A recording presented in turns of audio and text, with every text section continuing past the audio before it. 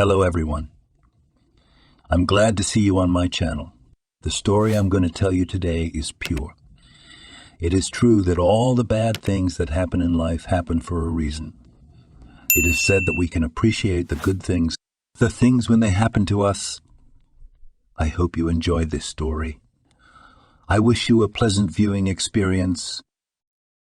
The last week of November was pleasantly fresh and frosty, and the air finally began to feel the breath of real winter, the new year with all its wonders and long holiday vacations. The lone car moved along the road slowly, unhurriedly. Sunday morning, a day off. On such days the highways are deserted, and you can drive quietly, without fear of getting into a traffic jam. Tom loved a leisurely drive along a wooded strip, quiet in snow. What could be better? The heavy malachite green paws of the fir trees and the white blanket of snow. He hit the brakes sharply. What else was out there? Intuition worked before the brain. Tom already knew that it was not a kerchief lost by someone or an abandoned daisy. There was something else there. The target was about 30 meters away. He jumped out of the car and ran, getting bogged down in the snow, to where something orange could be seen under a fir tree, almost covered in snowflakes. A baby. "What are you?" he shouted, falling to his knees and shaking the snow off his baby overalls. "What's wrong with you?" The girl didn't answer. A tiny little thing, about 5 or 6 years old, pink round cheeks, mittens and clumps of snow. He leaned lower, trying to catch her breath. Long eyelashes fluttered. "Alive." "It's hot," the little girl mumbled inaudibly, trying to undo the zipper on her overalls. "Mommy, I'm hot. Give me some water." Now he whispered, scooped up some snow with the palm of his hand, and brought it to the girl's lips. Emily licked the snow and immediately opened her huge gray eyes. "It's cold, snow." "You bet it is," he grinned crookedly. "Where's your mom?" "Mom," Amelie frowned amusedly, blonde eyebrows drawn together as if trying to remember. "Do you live around here somewhere?" Tom inquired. "Can you show me your house?" She shook her head. He only now noticed that her neck cap was wet from the snow. "We took the bus here," she said. "Mom's home, I guess. Daddy and I took a walk here." "And where is he?" The girl looked around confused. "I don't know. Daddy said we were going to play hide and seek. He hid and told me to look for him. I'm still looking, and he's nowhere to be found." "Tired," I see Tom muttered. "So here's what we'll do. I'll take you back to my house now. You get warm, have some hot tea, and then we'll look for your mom. Let me take you in my arms." He picked the little girl up easily and strode to the car. "Just don't go to sleep, okay?" he cooed. "We'll turn on the stove now, too. What's your name?" "My name's Tom. What's yours?" Amelie, the little girl, smiled, resting her cheek against his hair. They must have felt warm to her. "It smells like apple," she said, taking a deep breath. He laughed. "That's the kind of shampoo it is, apple. Do you want me to let you wash your hair?" "So, Amelie," he winked. "Do you like to ride in the car?" "Yes," Amelie squealed. She seemed to be really enjoying this adventure. Entering his apartment, he involuntarily wrinkled his nose. He was greeted by the familiar silence and the heavy odor of medicine. Yes, that odor persistently permeated everything around him, no matter how much he ventilated. "Smells like a hospital," Amelie remarked, wrinkling her little snub nose. Tom set the girl on the floor and began to unlace her shoes. "My mother is sick," she explained. "A nurse is taking care of her." Thomas realized that the little girl might not know what a nurse was. "She gives her mom shots and medicine." "That's the smell. You hungry?" "I think we have pancakes." "You like pancakes with jam?" He was happy. "And with sour cream and jam and honey?" "With whatever you like," Emily replied. but promise," she said sternly, "that you will wash them down with hot tea." All right, she shook her hands. "And where to dry them? Shall we think of one?" Where Tom smiled and took her hand. "Let's go to the kitchen." He was not mistaken. There were indeed still pancakes. They hadn't even cooled down yet. Amelie was perched on a high bar stool, sniffling as she devoured her treat and sipped her tea. Tom left her for a moment, but soon returned with a pair of warm woolen socks. "I don't have your size, he said, pulling the socks over the child's cold feet. "But these will do. The main thing is to be warm." The girl took out a piece and looked at him carefully, not in a childish way. "Don't you have children?" she asked in surprise. "No," Tom admitted, "but I hope to have some someday."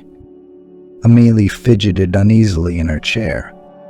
"Papa says he's lucky if he doesn't have children," she said, staring straight ahead.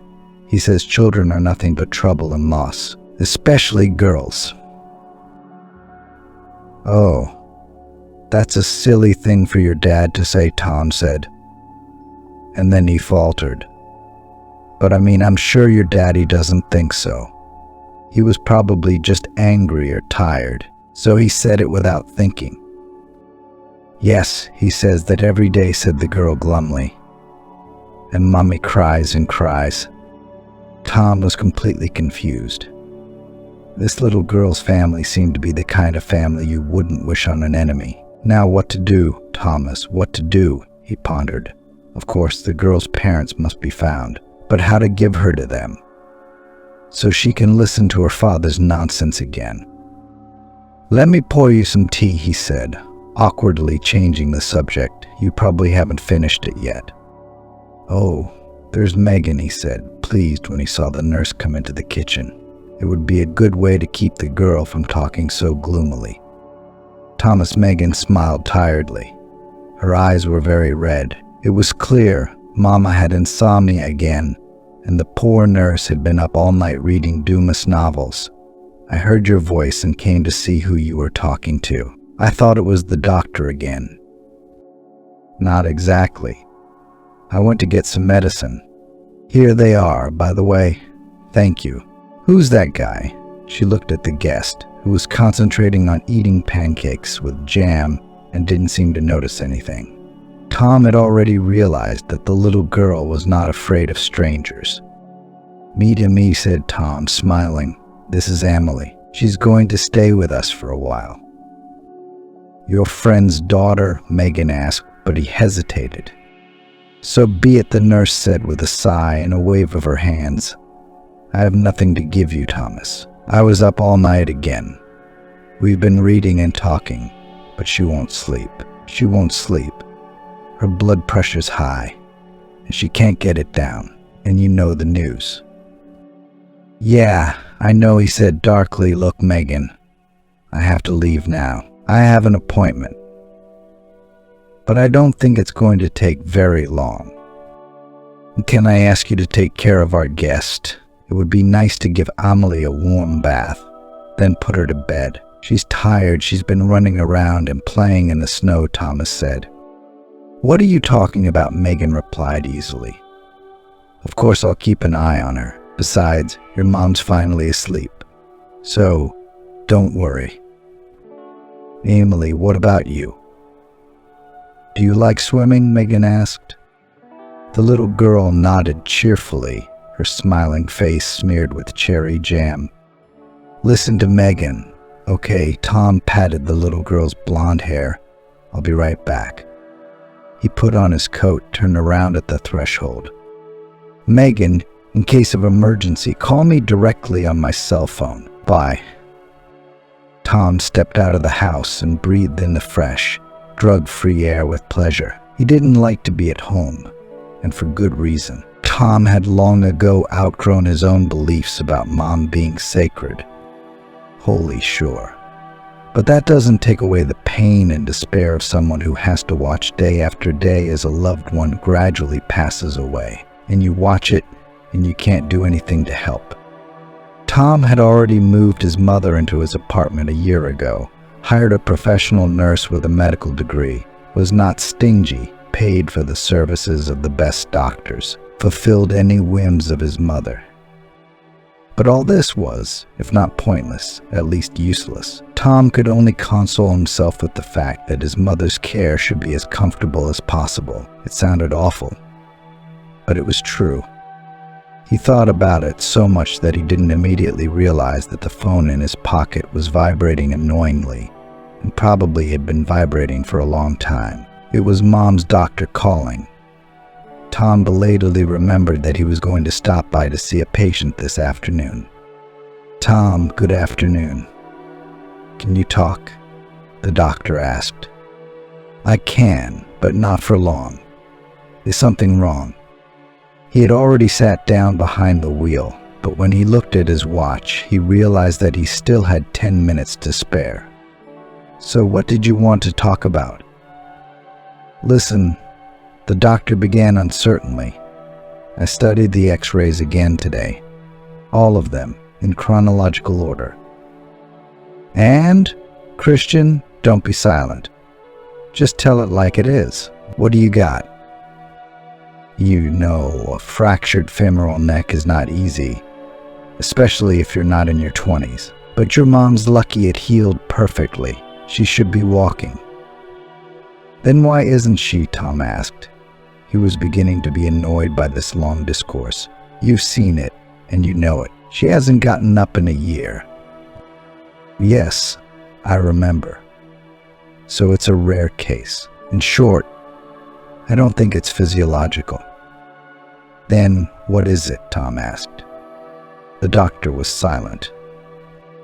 "Find a good therapist, Tom. It's something psychological, some kind of inner workings. Maybe she's afraid of getting traumatized again, or maybe, there are secondary benefits." "What are they?" How can I explain it to you? I mean, she lives like a princess. You take care of her, nurse her, feed her, spoil her. Maybe she likes it. That's why she's playing sick, faking it. I mean, I'm not saying that, of course, but we can't rule it out. So seeing a therapist would be the right thing to do. I get it. I'm not stupid," Tom replied. "What about you? Are you coming over today?" There was a distinct sigh in the phone. "Tomorrow would be better. I'll have more time." "Okay, that's all I wanted to say. I'll see you later." Secondary benefits, those words had been bugging him, as if they'd struck some hidden string deep inside him, and now it responded with such a disgusting squeal that it made his teeth chatter. At the business meeting with partners, and then, after it, all the time he was spinning in his head these words, and did not know where to get away from them. Secondary benefits. What if it were true? He grabbed a cup of coffee, sat in his car, and thought deeply. Tom didn't remember his mom being happy. Somehow he always felt sorry for her. She was kind of unlucky, he thought. She and his father were living on the edge. There seemed to be some prosperity, at least they weren't poor. And Dad didn't drink, hit, or cheat. Tom knew that for a fact. But still something was missing in their relationship, maybe the usual human kindness. Mom liked to complain. She was always dissatisfied with something, her husband, her son, something else. Worst of all, she never gave herself the trouble to hold back. At best, she walked with a detached look, muttering something under her breath, and more often she shouted and got angry.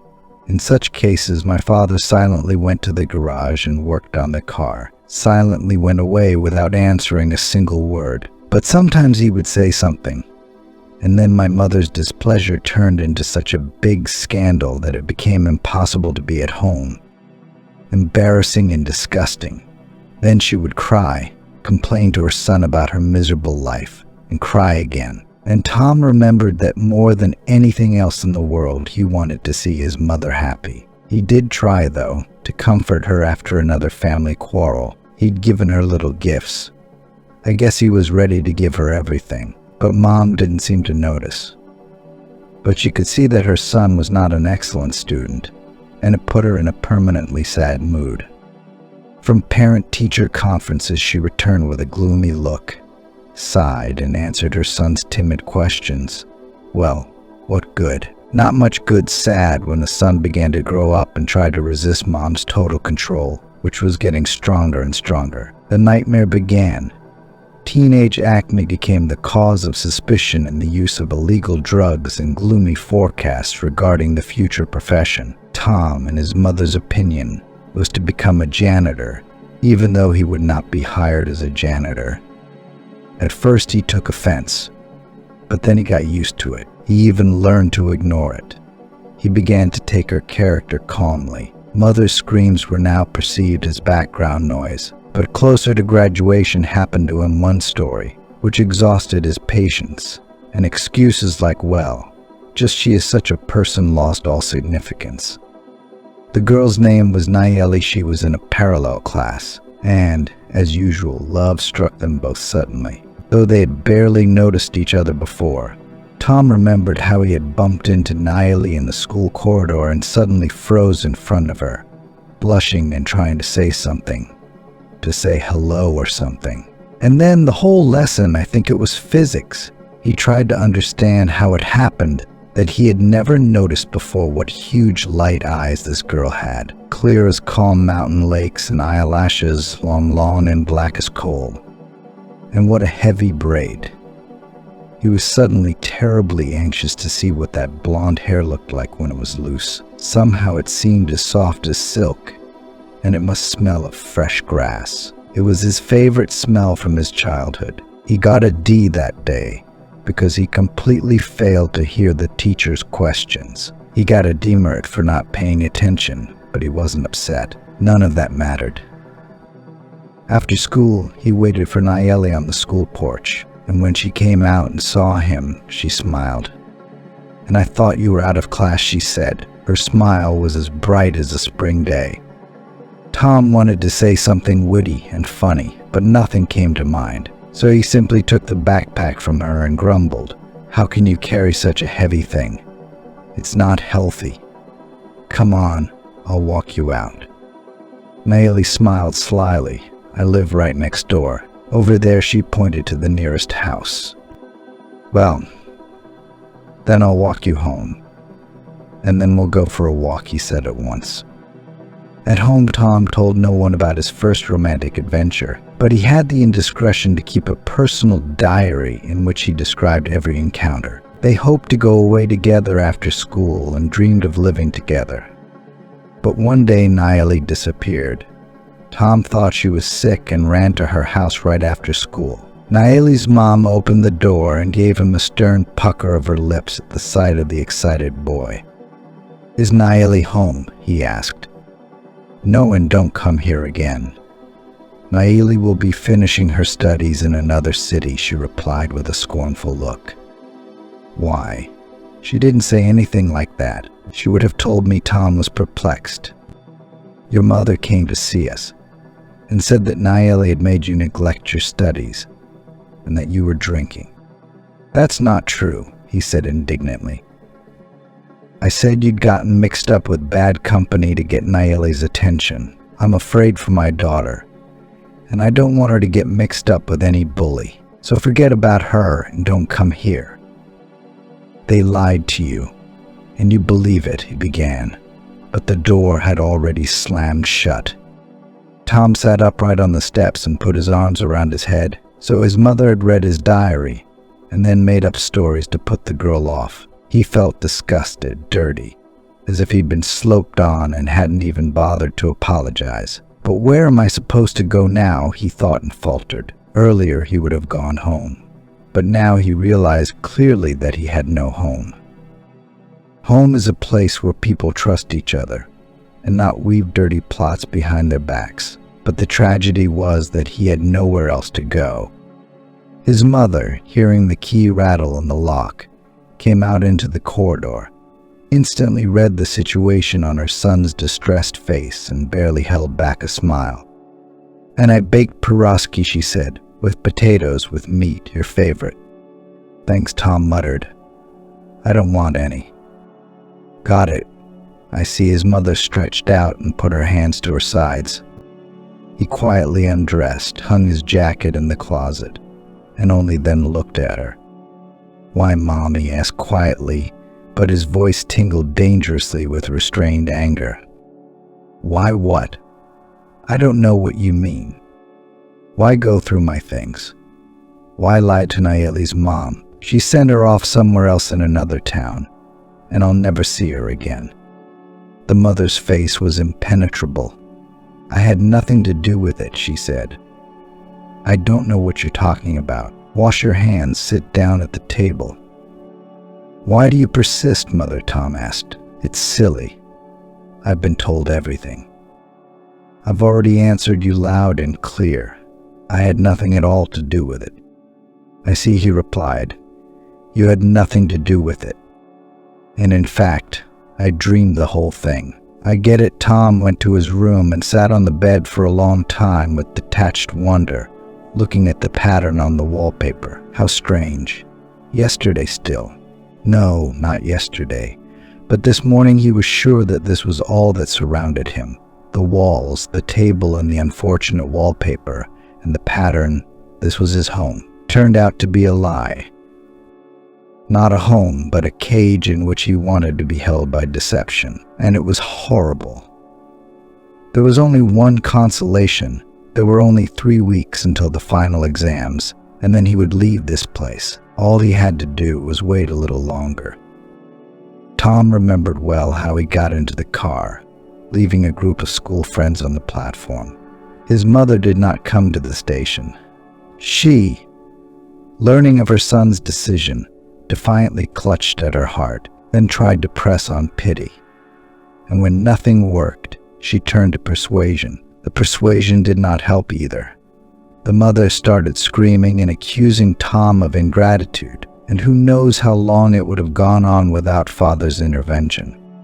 "Don't, Nancy," he said. "You've spoiled it all yourself. He'll go away from his native home. Yes, or you'll eat up his life." He looked at his son, and there was understanding and sympathy in his eyes.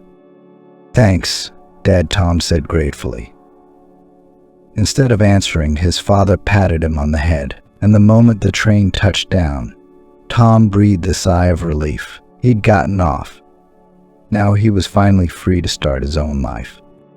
How many times did he visit his parents? Probably no more than once a year. And he never even stayed the night. His mother, of course, took offense to that. But his father never did. Once, on his first visit, he asked me to help him clean out the garage. Tom readily agreed. But when Tom entered the garage after his father, he found a perfect order. "Where's the promised mess?" he asked cheerfully. Instead of answering, Dad pulled several white envelopes from under the car seat. "From Nelli," he said, holding out the letters to his son. "She wrote to you, you see. Why didn't you give them to me right away?" bewildered Tom. The father stepped from foot to foot in embarrassment. The color came out on his cheeks. "Mother intercepted them," he admitted reluctantly. "And I, well, stole them from her. Anyway, don't be angry with her, son. Your mom's a strange woman. But I'm sure she didn't do it out of spite. It just seemed to her that it was best for you." "But you don't agree with that," said Tom stiffly. "Otherwise you wouldn't have given me the letters." Father ruffled the hair on the back of his neck with both hands. He always did that when he knew there was a difficult conversation to be had. "You're an adult now," he said finally. "But it's still hard for me to talk about it. Your mom and I guess we rushed the wedding. Not because either one of us is bad or good, but it's just that she and I are very different people. And maybe now that you're grown up, we can give each other our freedom and end up happy." "Do you want to leave your mom?" Tom asked. Again the embarrassed, downcast look and the pause. Then his father suddenly made up his mind, looking straight into his eyes. Honestly, he said what he was ashamed to admit even to himself. "Yes, Tom, I want to leave her." His son knew how to appreciate frankness. "No, Dad, that will be your decision. I'll accept it. You're adults, too, after all." At home, of course, he said nothing to his mother about the letters. But as he jolted in the wagon taking him back to his studies, his dormitory, his new friends, he read Nelli's letters. It was painful to read them, and Tom, hiding from his traveling companions, quickly brushed away small, angry tears. In the first letter, Nelli told of what had happened. She wrote that they had taken away her old telephone with all the numbers written in it, and handed her a new one with only 2 numbers, her mother's in her France, and sent it to her. The aunt, Nelli said, was a stern woman, strictly making sure that her niece did not dare to go out after school. On her return, she had 2 hours to prepare her lessons, and then there was the chores. Nelli had to clean, prepare dinner, and then go to the vegetable garden. The girl's phone was checked daily. The aunt was not afraid to poke her nose into her personal belongings and every evening reported to the insensitive mother about the progress of her daughter's father's re-education. In the second letter, Nelli wrote that she had found a way to escape her aunt and her omnipresent supervision. She would go down to the cellar for vegetables and preserves because her aunt could not stand the damp. There she had a few minutes to write a letter. This one she'd write for a week. And if Tom wanted to write back, he could write to her school friend's address. She would pass it on. The third letter was very short. Nelli wrote that she understood that he did not want to answer her and would not impose on him again. He got off the train that day and immediately bought a bus ticket. He wanted to see her to explain himself. Tom went to the address of the very same school friend of hers. I'll try to get Nelli out. I'll take her away with me right away, he decided. The door was opened to him by a tall, large girl with a black braid. Are you Tom? She asked at once. At his perplexed look, she grinned. Ellen drew your portrait. She's good at drawing, isn't she? It looks like it worked out. Can you get her? He asked. The girl frowned and shook her head. Her aunt married her off. Some groom she found. They've gone to the country. What village? What village? What do you mean they married her off? Couldn't she refuse? Then she couldn't side her friend. Her aunt locked her in the attic and beat her every day. Said either marry or rot here. Give me the address, Tom said sharply. And I don't know it. They left at night without saying anything to anybody. They wouldn't let me go to her. That's the way it is, Tom. That same evening he went back and bought a bottle of some intolerable liquor from a stall right at the bus station. The only thing that saved him from the trouble he could have gotten into was the autopilot that was reliably built into his body. Tom managed to get to the hostel, and there the neighbors, who were on the bench with the guitar, helped. He woke up deep in the night on his bed, already had a headache and was thirsty. There was a bottle of mineral water on the nightstand, and a basin on the floor next to the bed. The neighbors were men of experience. God bless them, he thought, greedily drinking the bread with cold mineral water. Then he fell back on the bed and passed out until the morning. He didn't dream of anything. Thomas eventually left his mother, and about 10 years later he died. Just went to bed and didn't wake up. Easy death, the doctor said. And then there were the acquaintances at the wake. They all seemed to envy the happy ending. No humiliation, no fear, no pain.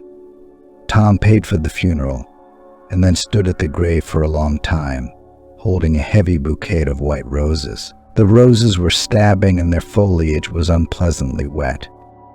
Thanks, Dad, he whispered, and gently placed the flowers on the grave. They may never have been as close as he wanted them to be, but they weren't distant either.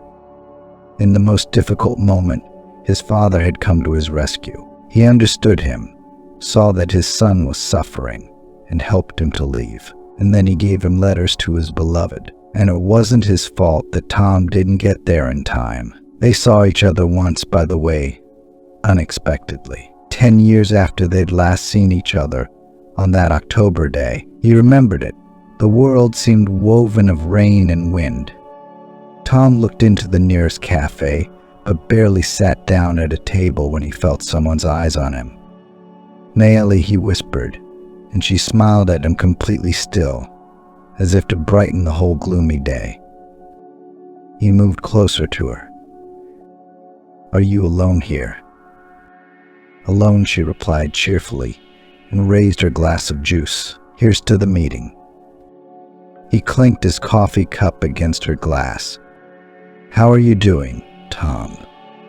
"Yeah, I moved here after high school and stayed here. Graduated, I'm working. What about you?" "And me," Nelli said, sipping her juice, "I wish I could have said goodbye to you. I kept thinking you'd be offended." "No, I found out all about it. Then your mother told me. I know you had nothing to do with it. I wrote to you several times, but you didn't answer. And I thought it was all Mom's doing." Tom wrinkled his nose. "She used to intercept the letters and hide them. Then Dad snatched them from her and gave them to me. I went straight after you." "Yes, and Amali told me. But you, my friend, did you go to see her?" "Oh, never mind all that, Tom. I'm just so glad we met. I thought I'd never see you again." And he smiled. "I guess you've got kids already, too." She shook her head. "It's not working out. I go to the clinic in town and they say it's fine." I guess she sighed. "It's just not time yet." "And your husband? Are you living well?" Tom asked. Nelli smiled nonchalantly, in all sorts of ways. They talked through the evening and only caught up when it was getting dark outside the windows. "They're probably waiting for you at home by now." She shrugged. "When I come here, I always tell my husband that they're leaving me at the clinic to be monitored overnight." Nelli actually laughed when she saw the confusion on his face. "I don't have a lover. It's just so nice to go shopping, buy myself something or go to the movies. I like to sit in cafes. It's my own personal breath of freedom. I've never really been free. First my parents' strict upbringing, then my aunt, then my husband." She said it simply, not dodging answers, not trying to be sneaky. "You've always been like this, and you haven't changed a bit," he said fondly, looking at her. Yes, there were wrinkles under Nelli's eyes, and her lips weren't as bright and fresh as they once had been. Age had left its marks, and no one was immune to them. But Tom paid no attention to such trifles. The merry, ringing laugh, the ingenuous smile, the expression in his eyes. That's where the real magic lurked. And all this was his true love. The first love that turned his whole life upside down. "Do you want to go somewhere else?" Tom asked. "To the movies, for example?" Nelli ran her finger along the fogged glass of the tumbler. No ice was spared. And how could she drink iced juice in this cold? "I don't want to go to the movie," she said. "I want to come to you." In the morning, Tom woke up to find Nelli gone. The pillow still smelled of her hair, and on the desk was a note with one word. "Thank you," no other word, no phone number, nothing. No one at the cafe remembered her. It was clear to Tom that she'd gone there by accident. So, again, look for the wind in the field. It remained only to rejoice at their fleeting meeting and go on living. And Mom could never be happy. Although now Tom had enough money to spoil his parents, and she could be proud of him. But as in childhood, everything was wrong. There were invented reasons, and for criticism, and for silly insults. And one day he realized that he would never be good enough for his mother, simply because it was foolish to try to please her. Ever since that realization had come to him, normal life had begun. He socialized quietly, not trying to earn love and approval, and he was doing quite well, it must be said. Until last year, he then called a neighbor and said that his mother was returning from the store, slipped. And now she's lying at home with her leg, not such a strong pain, and does not want to go to the doctors. She said, "It's nothing, but she can't get out of bed herself." I asked her, "Nadia, let's call a doctor." She wouldn't do it. She jokes, if I die, I'll die, she's so stubborn. Gritting his teeth, Tom said, I'll call her right now. No, Tom, you don't have to do that. What? I didn't tell you. Listen to this. And then came the story of how the mother's stubbornness proved to be impenetrable. And then the neighbor called an ambulance, and Mom was taken to the trauma room. Fractured femoral neck, cast, gloomy prognosis, age, Tom, she's not young, and the fracture is insidious. I see. Thanks for taking care of it. I'll be there soon. Tom arrived at the hospital with a bag of fruit and a weighty wad of cash for the nannies. Don't worry, Tom said, the head doctor, and don't get yourself worked up. Yes, the trauma isn't easy. But your mother's in pretty good shape for her age, and I think she'll recover soon.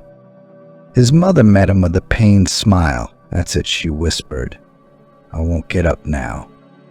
You will get up, Tom promised. As soon as you're discharged, we'll go to my place. Physical therapy, massage, and we'll get a nurse to help you. A good nurse, a good nurse. You won't notice when you start to move. The mother smiled. Her face was white, as if cut from a sheet of paper. A week later, he took her back to his place. But Mother, as always, was not happy with everything. She didn't even think about physical therapy, didn't even try to stand up, and the first two caregivers tormented her with her whims so much that they quit before a week. The only one Mom could stand was her current caregiver, Megan. Tom paid her a lot, but he wouldn't hesitate to pay her more if she'd stay. Not that he hoped Mom would recover. It was enough to realize that it was unlikely. Still, he couldn't believe it was all an act. A man can't voluntarily make himself an invalid just to be served. Was he the one who hadn't thought it through? The number of the caregiver popped up on the phone screen. No sooner had he picked up the phone than Megan shouted, Thomas, come back right away. I don't know what to do. Your mom saw Amelie. And I'm on my way. He raced down the road along the wooded strip again and ran through the options in his head of what could have happened. His mother had seen Amelie, and as he piled into the apartment, the nurse ran out to meet him with the baby in her arms. Amelie clung to her fearfully. From her mother's room came a shrieking shriek, "You filthy brat! No children in my house!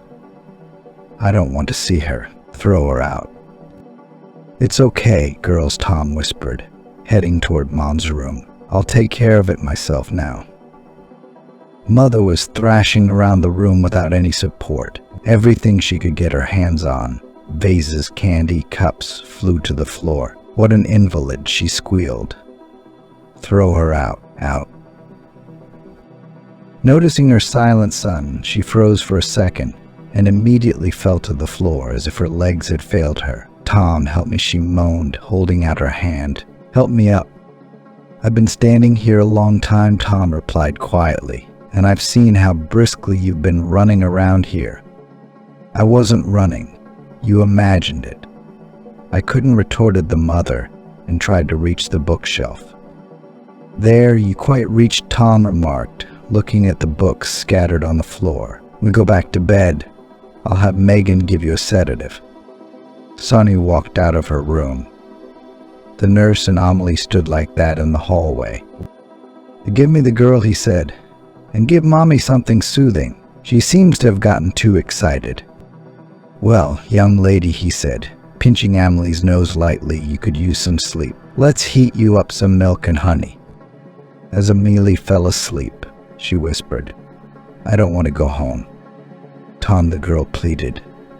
"Daddy yells at me and Mommy hits her, and then he hits me. He says he wanted a boy, and a girl was born, and no one wants her." Tom pressed his cheek against the child's forehead. "Shush, shush," she whispered. "Let's just calm down. I'll think of something to do. Do you love Mommy?" "I love." "Well, see.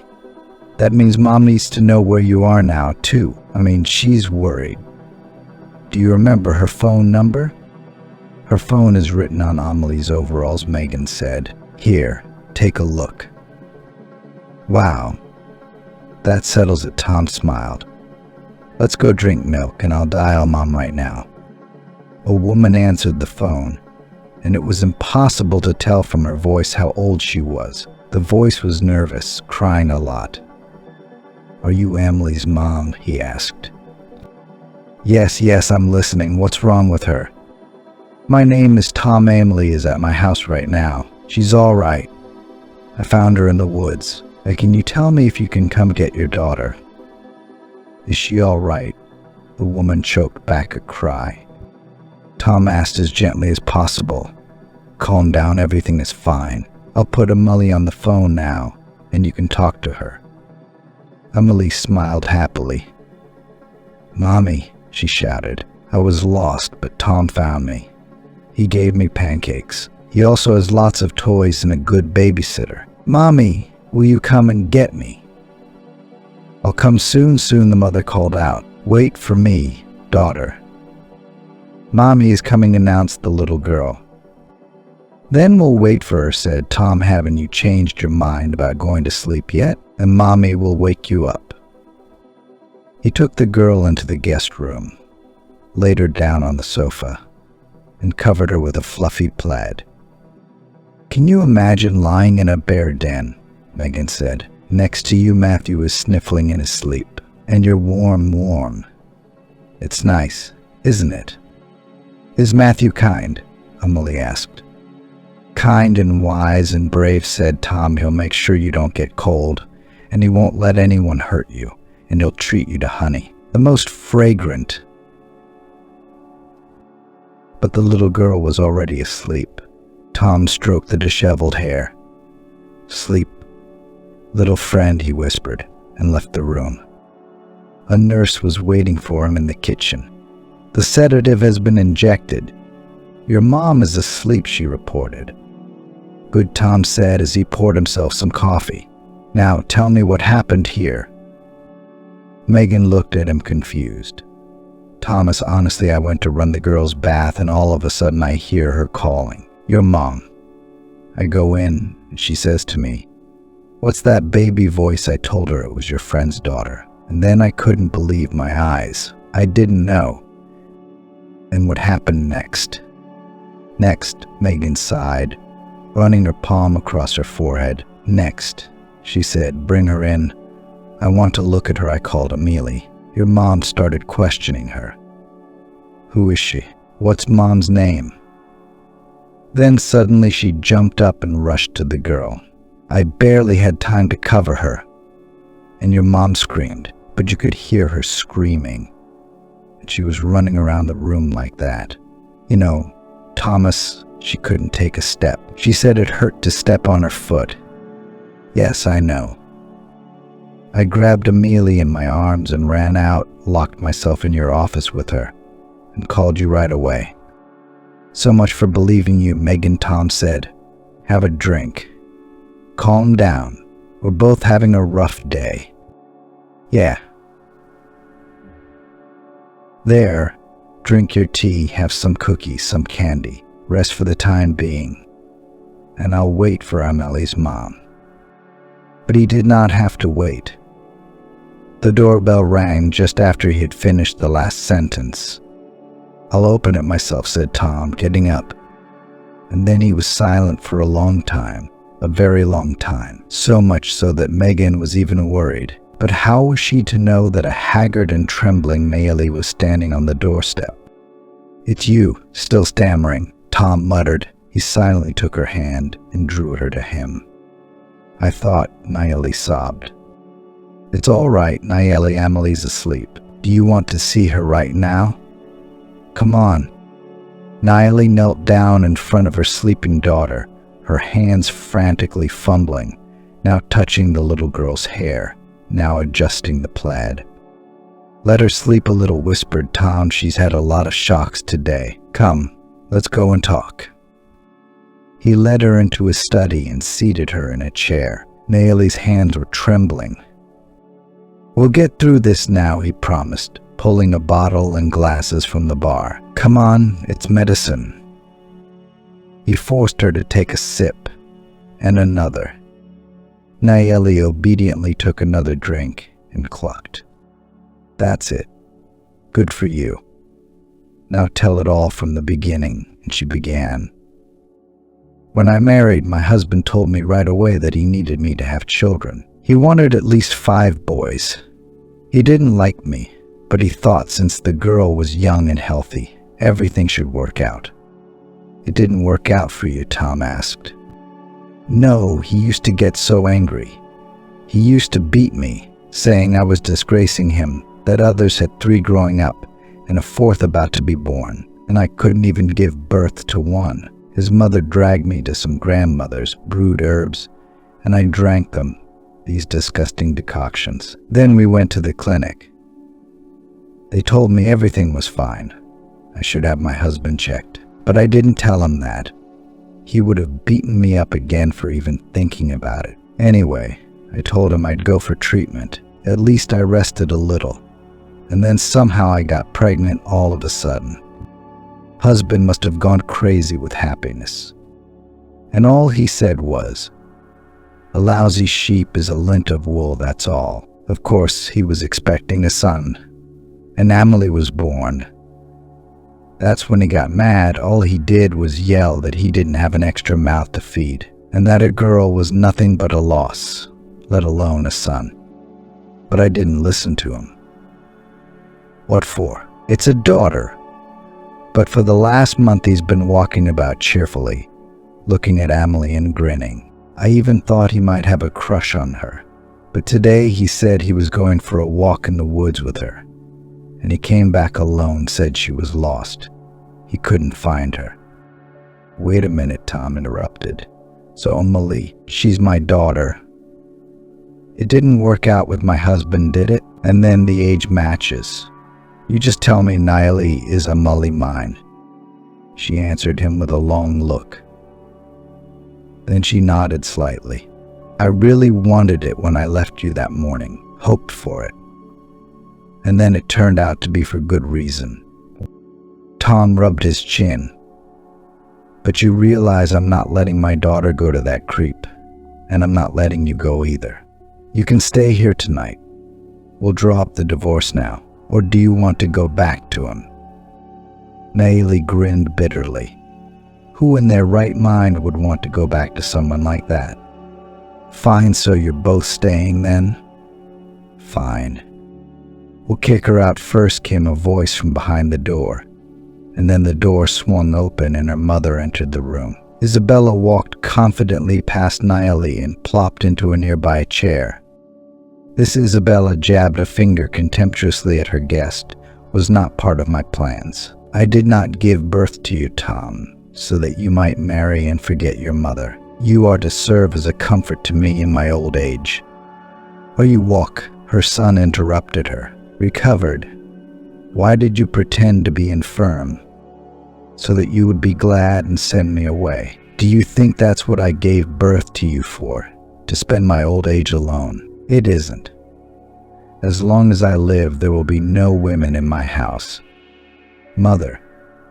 "This is my house," said Tom. "It's where I decide, and I've already decided. This is where my wife and daughter will live now, and if that doesn't suit you, I dare not detain you, especially since I don't think you need any more medical care." The mother sighed convulsively. Her eyes filled with tears. "Is this what you do to me?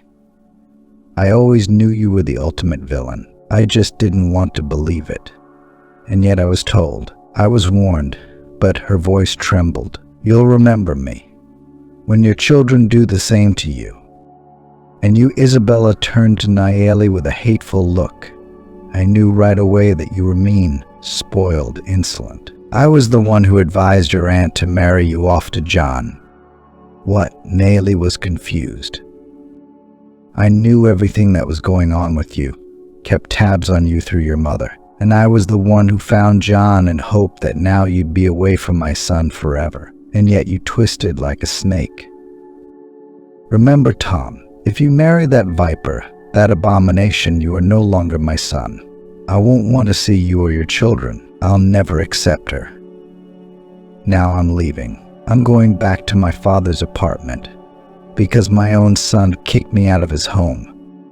With those words, she rose and with a firm gait headed for the exit. "Secondary benefits," Tom muttered. "What, Tom?" Nelli asked. "Nothing, it's just me. I'm sorry you caught the scandal. I didn't realize it myself until today." The front door slammed loudly. "Mother's gone," a confused Megan knocked on the study door. "Thomas, there's your mother dressed and left, and I didn't say anything. She doesn't need your services anymore. But if you need a job, maybe you could still stay with us. You could be a nanny for my daughter Emily." Megan nodded, smiling. And what was most valuable, she didn't ask a single question. Mom, the little girl, awakened from her afternoon nap, ran into the office. Nelli jumped up and held out her arms, Amelechka. "Mommy, are you here?" "Yes," Amelie, Tom said with a smile. "And your mom and I have conferred and decided that it's better for us to live together. That's okay with Mom, isn't it?" Nelli answered him with such a radiant smile that there could be no doubt. She was only in favor. Tom whispered in her ear, "And I always hoped that one day you'd find me after all. End this nightmare." He wrapped his arms around her and kissed her lightly. "Now all the nightmares are behind us. Only good things await us now, you and me and Amelie." "What about Mom?" Nelli asked. "After all, she's alone now. I'll send her money to make sure she has enough for everything. And then, I don't know. It's too hard for me to talk about it right now. Somehow I found myself completely unprepared for such a thing." Nelli, the neighbor, said reproachfully, "You say anything you want to say to me, but you still have a good son. If he were bad, he'd be worrying about his mother in his old age, not some woman." Helen replied. There was such conviction in her voice that the neighbor became a little frightened for a moment. "Nelli," she said softly, "have you ever really loved anyone in your life? Not in your own way, but in general. The way people love. Kindly."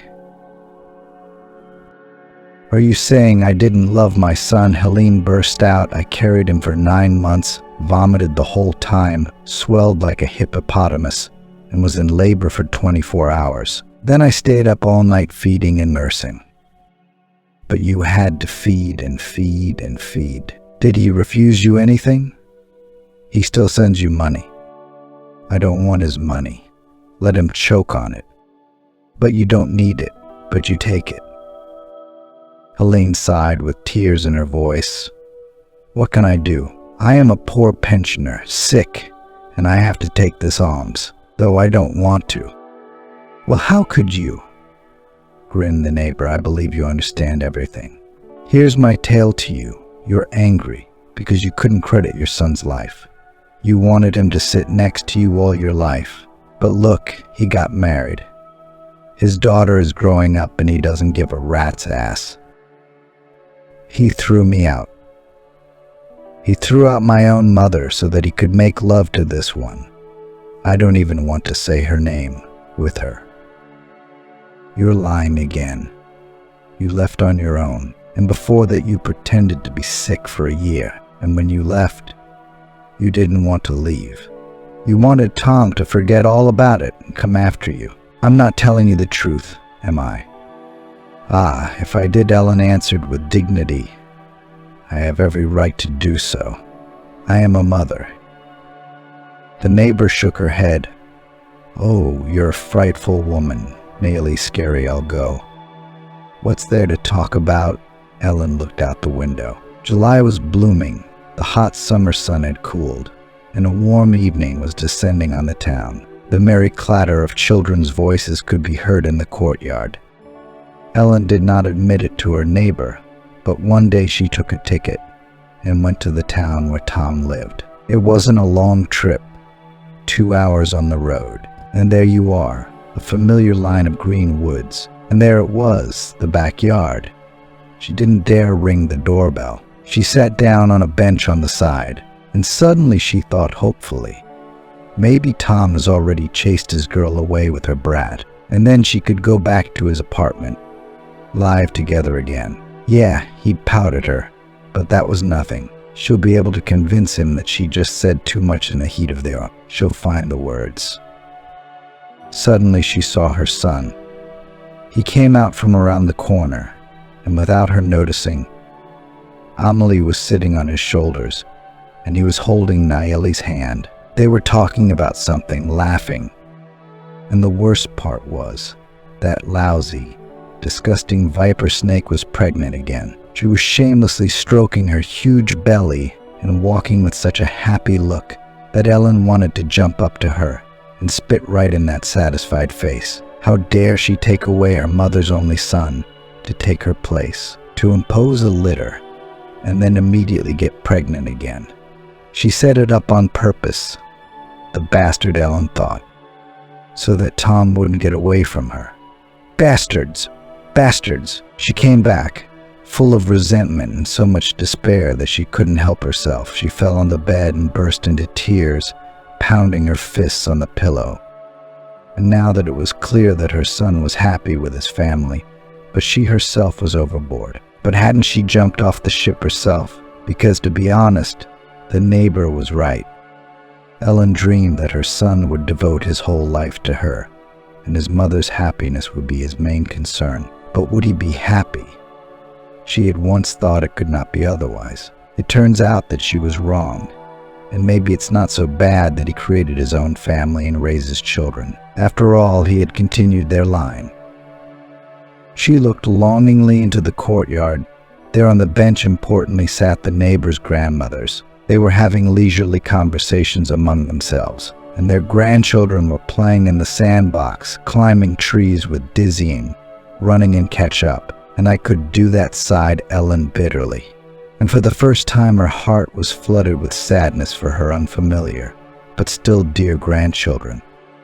First thing in the morning, she went to the pastry shop and bought a huge cake. Then she rode the train, holding the round box in her lap and chatting with her fellow travelers. "Who are you going to see?" they asked. To my son, Ellen answered proudly, "He's already had his second child." Oh, how pleasant it was to say those words. Now she had everything just as it should be. A grown-up son, grandchildren. For how long? I don't know yet. Maybe I'll stay for a week with the baby to help out. But finding herself at the door of Tom's apartment, she suddenly felt her courage leave her. What if they didn't open the door for her? Or even if they did? Scolded with the last words and thrown out like a stray dog. I won't survive, that Ellen thought. But after all, had she bought that cake and traveled 2 hours on the train for nothing? She had to make up her mind. So she rang the bell. Tom opened the door. He looked at Mom so surprised, as if he didn't recognize her at once. "Hello, Tom," she said quietly. "I've come to tell you I was wrong about a lot of things. Thought you should always belong to me alone, because I gave birth to you, to take care of only me. And I didn't realize how much you did for me." "And now all of a sudden you realize?" he asked. "Yes, there was time to think about everything and realize what loneliness is. I want to be a good mother, not selfish, and a good grandmother, if you'll let me." He looked at the box of cake. "Did you bring this for us?" "For you. Thought we might have tea together, Tom." "Tom," he called out, "we have guests." She walked over to her husband and froze in place. Looking at Ellen, Tom held a sleeping, chubby-cheeked baby in his arms. Oh, and Nelli herself, as Ellen noticed, looked very much more beautiful. She wore her luxurious blonde hair loose, and it looked better on her than it had before. Her face was rounder, fresher. She even started to look like she was much younger. "Hello, Nelli," Ellen said. "I've come to visit. But first I want to apologize for everything I've done in your life." Nelli looked questioningly at her husband. He put a hand on her shoulder. Well, now that you have apologized, perhaps you have indeed rethought things. In that case, you're welcome, Tom replied. Nelli cut the cake, arranging it on plates. The kitchen was warm and smelled of fragrant tea. Ellen sat at the table, holding Amelie on her lap, and suddenly felt that she was happy. She had her family next to her. And, as it turned out, that was wonderful. Just to love them, just to love them.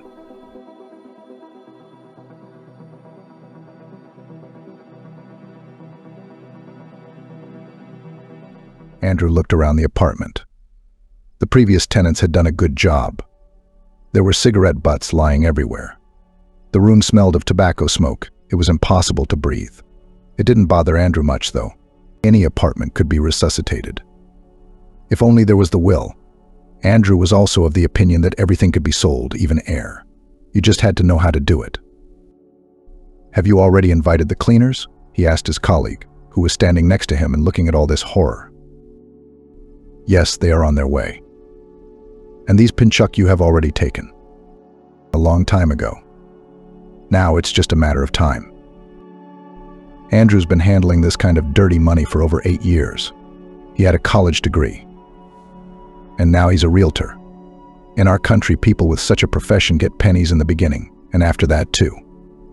Andrew did not want to earn half his life pennies, so he joined the so-called gang of realtors. They worked like regular realtors, but they had one thing in common. It was often illegal. However, quite easily Andrew found alcoholics or people who were no longer able to somehow take care of their non-privatized apartment, drank them, and took them out in the open field, and then bribed notaries and registered their colleagues and dubious friends in these apartments. The scheme worked perfectly. Yes, the activity was dangerous and illegal, but it brought good money. After registration, these people privatized and sold these apartments, and then fairly divided the earnings. Everything worked like a Swiss watch. "Still, I'm glad I found you," the leader said. "When did we decide to celebrate another successful deal? That kind of determination and charisma is to be envied. Yes, there are better guys than you, but you have a lot of potential, and you'll go far in the future. I know that." Andrew learned every day from his seniors which tenants are best to avoid, which ones won't cause problems, who to sell these apartments to later, how to bribe notaries. All these questions had quite sane answers. Soon Andrew himself began to give lessons to less experienced comrades. One day Jan asked, sitting next to Andrew, "What if the police? What will the police do to you?" Andrew answered the question with a question. "I'm a real swindler. It's a criminal case. Fraud." "So Ian, you seem like a smart guy, but if you're smart, the police won't get to you." "That's not an explanation. You don't need an explanation. Don't be a rat and everything will be fine." Soon Andrew was out of the business. No, his scams weren't over. He just moved on to a new niche. In those 8 years, he'd made a lot of money, but that wasn't enough for him. He didn't want to stop there. After all, if the system of life could be broken, he could continue to play cat and mouse. No one ever suspected him of these frauds. The people who made deals with him were happy with their new apartment. And these homeless people, whom Andrew's friends took somewhere in the countryside or in the fields, somehow lived out their lives there. However, Andrew didn't care about them. The only thing he cared about in life was money. And fortunately for him, he knew how easy it was to get it, without hunching over in a stuffy office, spoiling his posture and killing his health. One day a great idea popped into his head. Andrew immediately began to realize it. "So you want to offer me such a sum of money for this case?" asked the head of the company. "Let's be honest, you're not going to keep building one way or the other. I am well aware of your current financial situation. Eventually your money will run out and the company will go bankrupt. And I'm offering you a win-win." Andrew reasoned with a smirk. He knew that sooner or later this man would agree to the deal. "What makes you think we're on the verge of bankruptcy? The company is growing nicely. I have connections and smart people whispered in my ear about your situation. It's just a matter of time. And soon you'll be out of everything," Andrew continued. "You know that very well. I'm offering to save your hides and possibly your families." "Do you think that's legal?" the manager asked incredulously. How can it be legal? Don't be ridiculous. Of course it isn't. But I'm sure you won't miss this once-in-a-lifetime opportunity. You have a family, don't you? Yes, he nodded. And how will I provide for it when the company is in debt and loans? That's none of your business, the manager said. I'm just guessing, Andrew shrugged. You know, there are plenty of companies like yours out there, and smart people wouldn't turn down an offer like that. I'll give you an hour to think about it. Andrew left the office, knowing that he would be called back in an hour. So he waited. In fact, it happened even faster than he'd anticipated. He was called back in 15 minutes. Andrew, very satisfied, went into the office and sat down again on that cozy white chair. Good, said the manager. But why do you need it? Do you have nowhere to put your money? That's none of your concern, Andrew replied. The deal is good for you. That's all you have to worry about. The manager hesitated for a moment, but then gave up and said firmly and confidently, I agree to the deal. Good, Andrew rejoiced. Then we will sign the necessary documents and you are free to go. Andrew had been hatching this plan in his head for a long time, and now he began to act. He bought the so-called apartments at a terribly cheap price. And the construction company didn't mind. They were really on the verge of bankruptcy, which Andrew saved them from, you could say. These non-existent apartments he planned to now put on sale, and competently organizing an advertising campaign to earn a fairly large amount of money.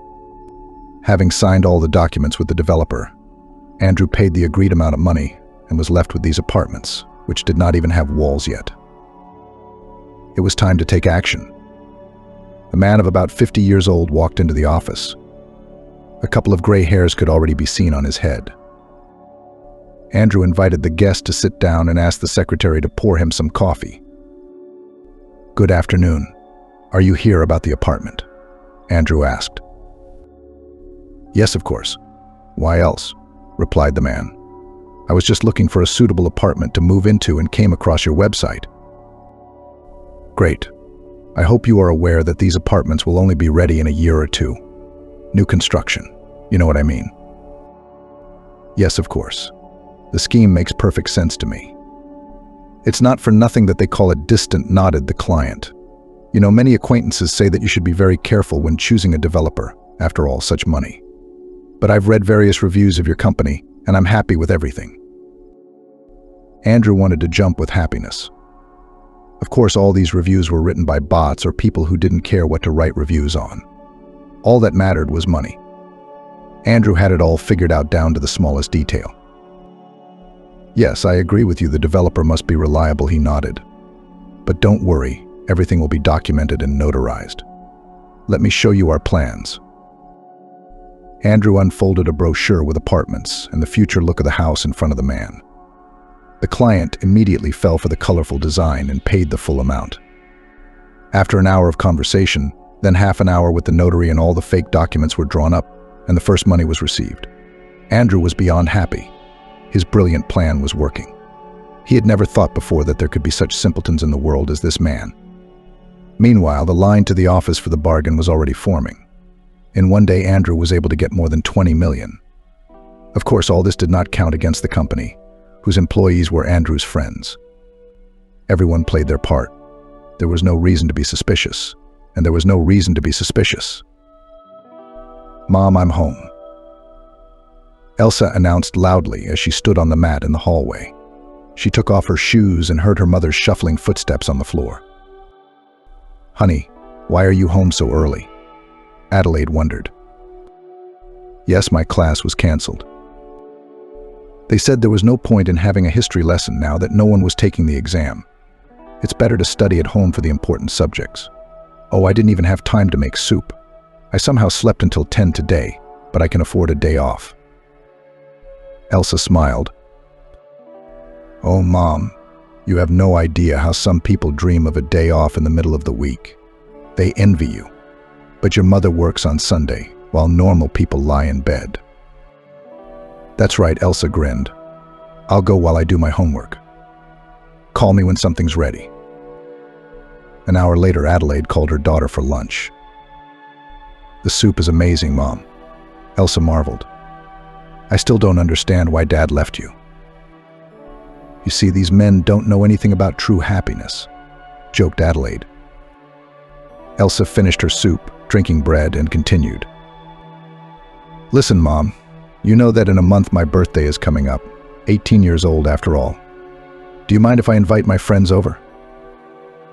Oh yes, of course I don't mind, my mother smiled. I could even go. No, don't go. My friends love you very much. Stay and have fun with us. Is my cooking good? I'll be the only one cooking that day. Are you sure? Why don't you go to the country house or Kira's? Mom, I'm sure I convinced my daughter. I love you madly and I want you to spend this important day with me. You should know what I'll give you, intrigued the mother. All the girls will die of envy. New cosmetics, dresses, perfume? Elsa began to guess. No better. I'm sure you'll appreciate my gift. Adelaide had been sitting outside the office with the wooden door for half an hour. She had not been summoned. Finally, they let her in. Good afternoon, my name is Andrew. He smiled. I'm Adela, and I'm sure you're the only one who can help me make the best gift for my daughter. I'm all ears. Adela made herself comfortable in the chair and began. I would like to buy a one-bedroom apartment somewhere on the 15th floor. The main thing is to have a view of the sunset from the windows. Do you have one? Sure, Andrew replied confidently. So you're ready to sign? Don't you want to hear the price? Adela was embarrassed and shook her head. You see, I wanted to show you something more valuable than money. Andrew was intrigued.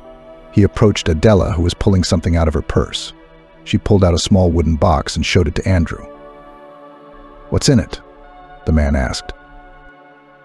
Adela smiled and opened the box.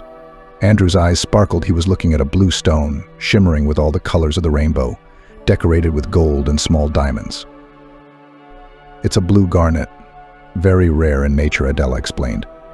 This pendant is a family heirloom. I was going to pawn it, but I thought I'd show it to you first.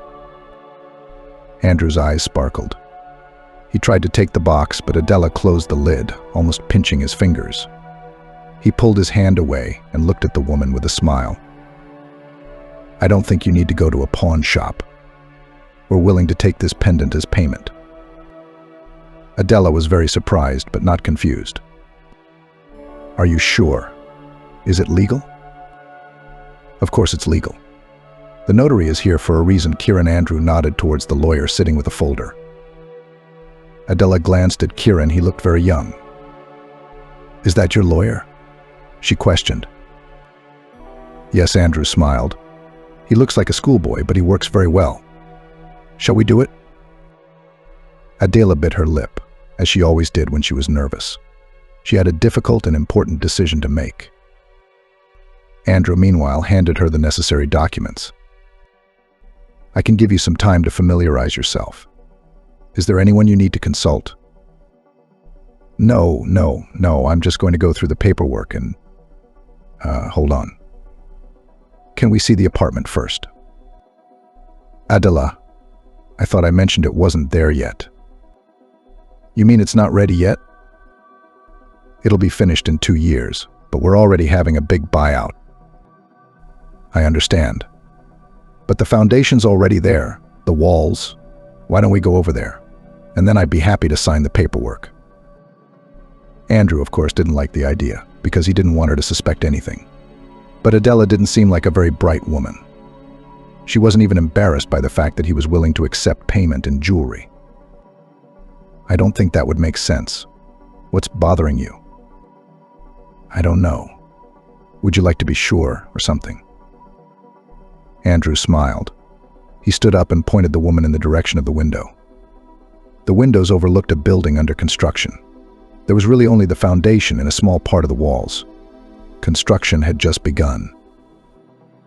I can show you how we plan to do it, Andrew offered. Adela scrutinized the building from the window. Andrew did not understand the meaning of her actions, because the building had not yet taken on a presentable appearance. He handed her various booklets with pictures of apartments, courtyards, and playgrounds. Andrew wouldn't mind living in such a high rise, but he realized that all these pictures would remain pictures. Yes, Adela answered confidently.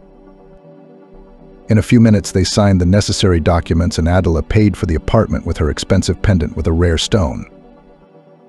I hope my daughter will be happy in it, she said as she signed the contract. Thank you. Andrew felt uncomfortable. Yes, he'd spent his life cheating, but this situation suddenly stabbed him right in the heart. The woman seemed nice, and he didn't wish her any harm personally. But it wasn't his fault that everything in the world was based on money. I can't take it anymore, admitted the lawyer with glasses, after Adela had left. You can't what? Andrew questioned him seriously. Deceive people. You're the ones keeping me here out of my own free will. The last sentence infuriated Andrew. He stood up and said, Not of your own free will? Who else is going to pay $200,000 a month to a lowlife like you? Nobody wants you. Nobody. And I gave you a chance to earn your own money. I'm sick of it. Are you going to be millionaires at this rate? This is a criminal case. A criminal case. Kieran stood up, collected the documents in his folder and headed for the exit. And where will you go? Andrew asked him in a nervous but stern voice. He never allowed himself to show weakness in front of his colleagues and subordinates. They must not think that they had won or could somehow hurt the boss. Anywhere. And I'd rather work for pennies than for you, Kieran said his last words and left the office. Andrew stood in a daze for a long time, and then sat down in his chair. He realized that this was the end of it. It would be impossible to find another person with a notary license to forge documents in such a short time. The matter was further complicated by the fact that Kieran could turn Andrew into the police at any moment. Laurel, please bring the statement of our income. I need to know the final amount, Andrew called the secretary. A few minutes later, a huge folder lay on Andrew's desk. The amount earned pleased him. He realized that he could close the business. No one noticed how he withdrew all the money from the company account and transferred it to his card. In a few more minutes, he was already walking down the office, meeting the surprised faces of his colleagues. Andrew, where are you going? A coworker asked him. I have to show a client a house. Andrew tried to get out of it. A house. But we agreed that we don't show anyone the house. Didn't you explain it to her? I did, but she wanted to be sure. I'll just show her the building and she won't suspect a thing, Matthew said. But Andrew's coworker seemed to suspect something. Matthew looked around incredulously at Andrew and his belongings. All right, he replied uncertainly. Go. An hour later, Andrew was already sitting in the airplane and preparing to leave the country. Matthew, yelled one of the employees, running up to his friend. What's wrong? Why are you yelling like that? Andrew ran off and stole all the money. We don't have a dime left in our account. The doorbell rang almost every minute. Elsa welcomed guests who brought her many gifts and flowers. Her best friend Nabu and friend Emily came, along with 5 other friends and classmates. Elsa escorted each one into the living room and sat them down on the couch. Her mother continued to prepare the cake, which she planned to finish making in an hour. Are you sure we need such a big cake? Elsa laughed. We'll have to eat it for 3 more days. Mom, it's not a wedding. You're turning 18, you're an adult now. This event is even more important than a wedding, so don't you dare stop me. The woman didn't give up. Elsa smiled and left to her friends. While the dishes were cooking, they decided to play board games. My mom gave me earrings for my coming of age, Emily complained. I hope your mother will be more creative. Even if my mom gives me a candy bar, I'll be happy. After all, the main thing is that I have her, confidently answered Elsa. I agree, supported her Nabu. Parents are only a part of our lives. We should appreciate every moment with them. After all, one day they will be gone, and all of us will regret that we did not tell them how much we love them, that we complained about the gifts. And then we'll miss that attention, their support. Well, you know, Emily continued resentfully, my brother got a car for his birthday, a car. Damn it. You can always buy your own car. But you won't always be with your parents, Nabu said. You'll regret hugging them later, but it'll be too late. Okay, guys, Elsa interrupted them. It's actually my birthday today, not a wake. So stop talking about death and who's going to be sorry for who. Yeah, sorry, Nabu said, embarrassed. Guys, the table is set, waiting for you to sit down. Came from the kitchen. Everyone immediately rushed to the table in the kitchen. Some of them had not eaten all day to taste the delicious dishes that Elsa's mother cooked. She was a master at it. Thank you, Elsa thanked her friend again. I'm glad you have the same opinion as I do. Now let's go celebrate my day and have fun. Everyone sat down at the table. Some had already pulled off the sausage, others were eating Caesar salad. Adelaide tapped her glass lightly with her knife to get everyone's attention. She stood up and, raising her glass, began. I am so glad that we are all gathered together today to celebrate the birthday of the person most dear to us, my daughter. Adelaide met Elsa's gaze and didn't want to break that eye contact, for it was her she was addressing. My little girl turns 18 today. This number means a lot to every person, because he or she is entering adulthood, full of adventures and problems. Of course, everyone laughed at these harmless but correct jokes.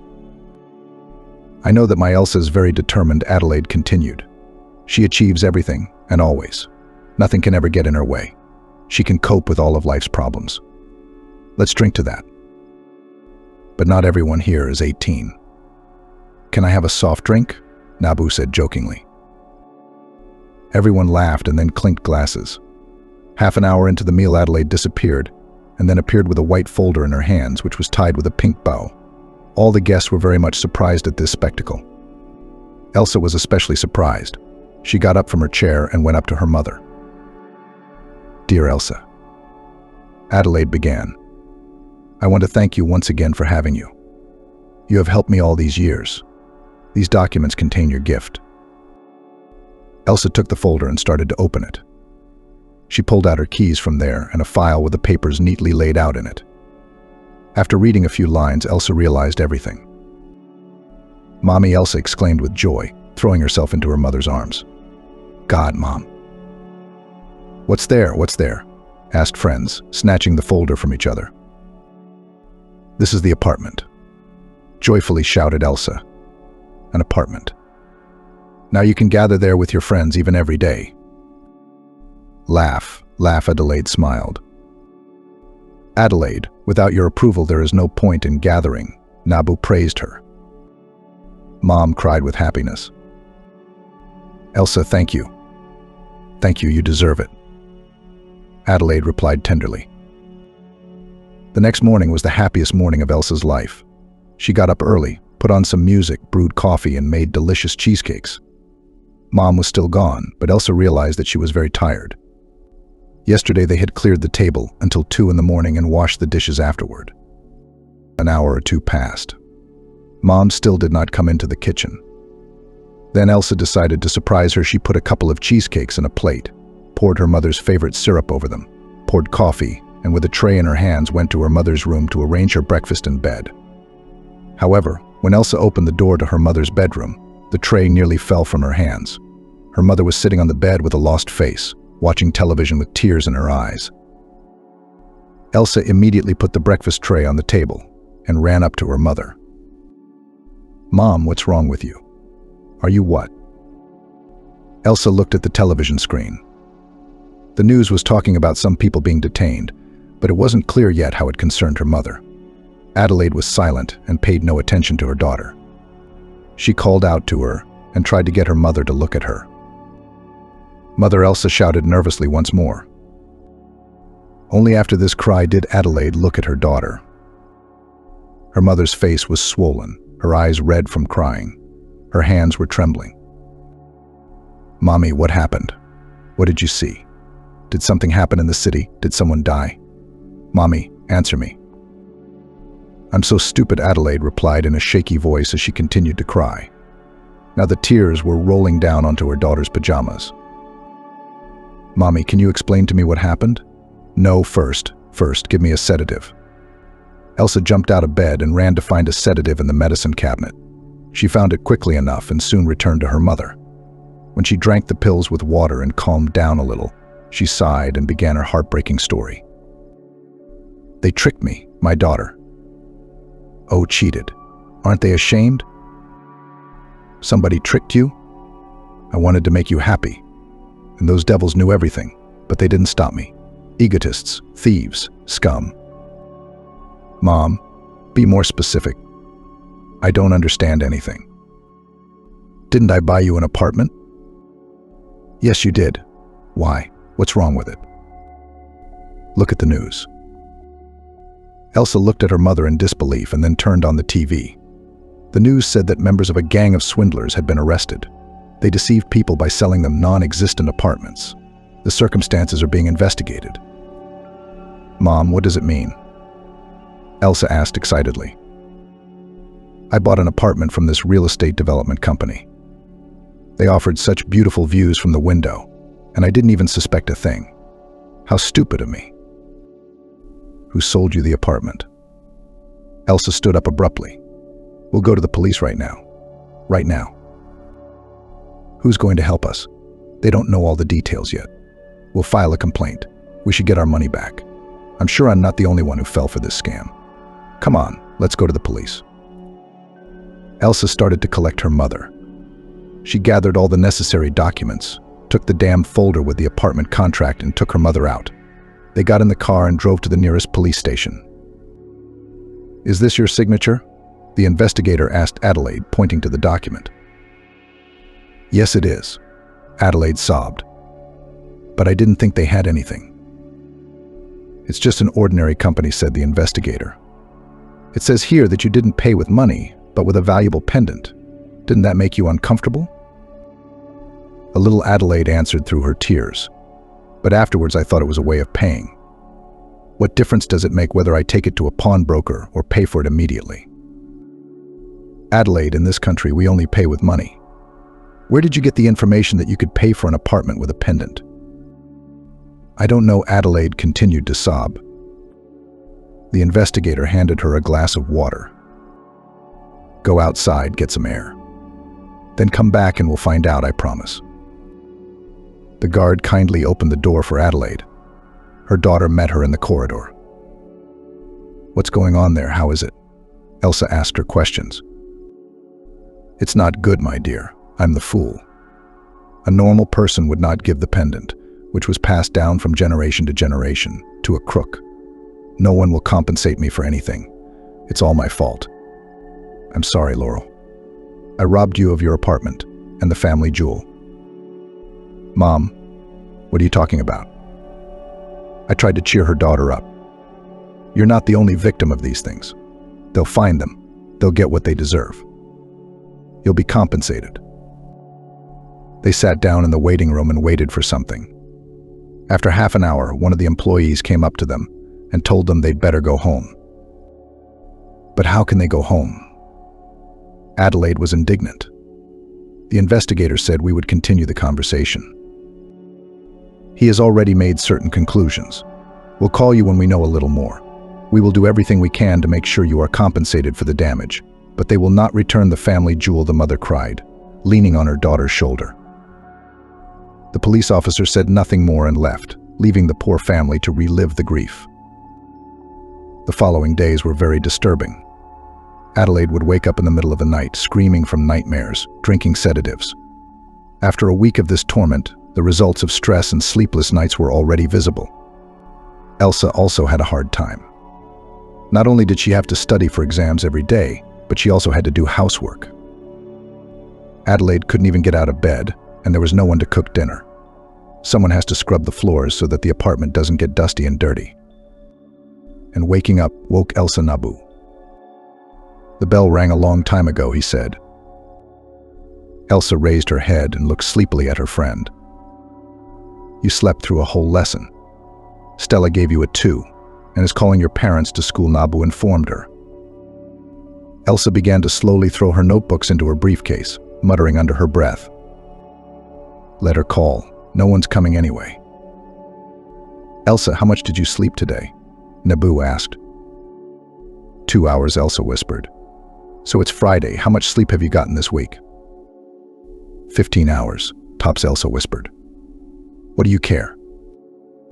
Elsa threw her backpack on and headed towards another office. What do you mean? What do I care? Nabu resented.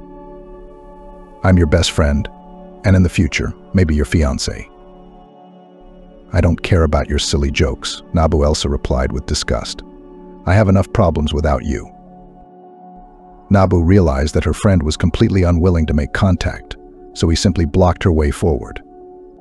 Get away. Elsa shouted. I'm not moving away until you explain what's going on. Get back, you idiot. I'll call the teacher. I may be an idiot, but I'm not going to step away. Come on, tell me everything. Elsa stopped, pushed with her foot, and exhaled. All right, I'll tell you. They walked over to the window. Elsa put her things on the windowsill and only then began. Do you remember what I got for my birthday? How could I forget such a thing, an apartment? Well, this apartment is not an apartment at all. Mom bought it from scammers. They just collected money from people for apartments that aren't built yet, and then they just ran away. Well, not exactly. Turns out there was a ringleader that my mom made the deal with. His name was Andrew. He had his own crew. But Andrew betrayed his own. He collected all the stolen money and left for parts unknown. And his colleagues decided to take revenge on him, to expose all their dark deed. But they should be held accountable. There should be compensation. The authorities promised they'd look into it, but I don't trust them. It's complicated by the fact that my mother paid with family jewelry. There was no money, so there's nothing to pay back. It's a nightmare. My mom is under so much stress. She doesn't drink, doesn't eat, doesn't sleep well, has stopped cooking or doing anything around the house. She was fired from her job because of her numerous absences. She is developing a real depression, and I don't know how to help her. Maybe she should talk to a specialist, a psychologist, for example. He might be able to solve the problem. After all, I persuaded her to come to at least one appointment. Just to talk, she flatly refuses. She doesn't want to, that's all. And that doesn't make me feel any better either. The housework she used to do, I do now. And when I finish my homework, I only have 2 hours to sleep. Nabu put his arm around Elsa and then said, Elsa, I'm your friend, and I'm willing to help you. This weekend I'll persuade my mom to go to a psychologist, and I'll help you with your homework. Please don't refuse my help. I understand how hard this is for you, and I want to help you. Okay, Nabu Elsa replied. When Elsa got home, the first thing she did was go to her mother. She looked haggard and exhausted. Her bruises under her eyes were getting bigger every day. She hadn't bathed in days. Her hair was disheveled. She resembled a homeless person who had lost everything. And all these days she watched TV nonstop. Mom, Elsa whispered, entering Adelaide's bedroom. Can you talk to me? Her mother didn't answer. She was like a zombie. Before, Elsa would just walk away after such disregard for her existence. But this time she couldn't take it anymore.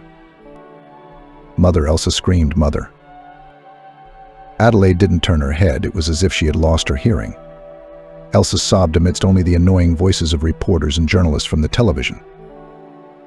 Elsa was almost losing her mind, and at one point she made up her mind. She went to the nightstand, grabbed a desk lamp and threw it at the TV with all her might. The TV fell to the floor with a crash. Only then did Adelaide look at her daughter. She didn't say anything, just stared at her with her absent, lifeless gaze. It was as if she had become an emotionless vegetable who neither sees nor hears anything. Nothing bothers her, she just exists out of inertia. Elsa started shaking her mother to bring her to her senses. Mom, come back to me. Wake up, wake up. I'm here, your daughter, Mom. It's nighttime. Should I go to bed? Adelaide asked calmly. Elsa wiped away her tears and looked at her mother in shock. Had this person completely lost her mind? Had she already forgotten that she had a daughter? Mom, do you remember who I am? She asked pitifully. Laurel, what kind of stupid questions are these? Smiled Mom, wiping the tears that flowed down her daughter's cheeks. Elsa cried even more. Her mother remembered how long it had been since she had seen her smile. Mom, let's you and I go to the doctor, Elsa suggested. He'll help you. Honey, let's talk tomorrow. I'm very sleepy. Sure, Mom. Elsa put her mother to bed and herself began to clean up the consequences of her stress. That TV had cost a lot of money, which they were having trouble with. Elsa wanted to punish herself for such a breakdown. In the morning, Elsa opened Nabu's door. "What are you doing up so early?" she asked. "We're still sleeping." "But we didn't agree on a specific time, so I thought I should come early. Am I right?" "No," Elsa answered softly. "I haven't even woken Mom up yet, but I can leave." Elsa rolled her eyes, grabbed him by the scruff of the neck and dragged him into the house. "Go to my room. I don't want my mother to see outsiders, especially in this state." Elsa pointed him to the right door and went to wake her mother herself. "Mom," she said softly, "Mom, it's time to get up. We have plans today." Booed Mom. Elsa remembered her mother waking her up in first grade. For many people, this early rising was stressful, but for Elsa it was an opportunity to hear the kindest words and eat the most delicious cheesecakes or pancakes. Adelaide woke up again in a terrible state. Elsa had already stopped paying attention to it. She dressed her mother, fed her, and led her to the exit.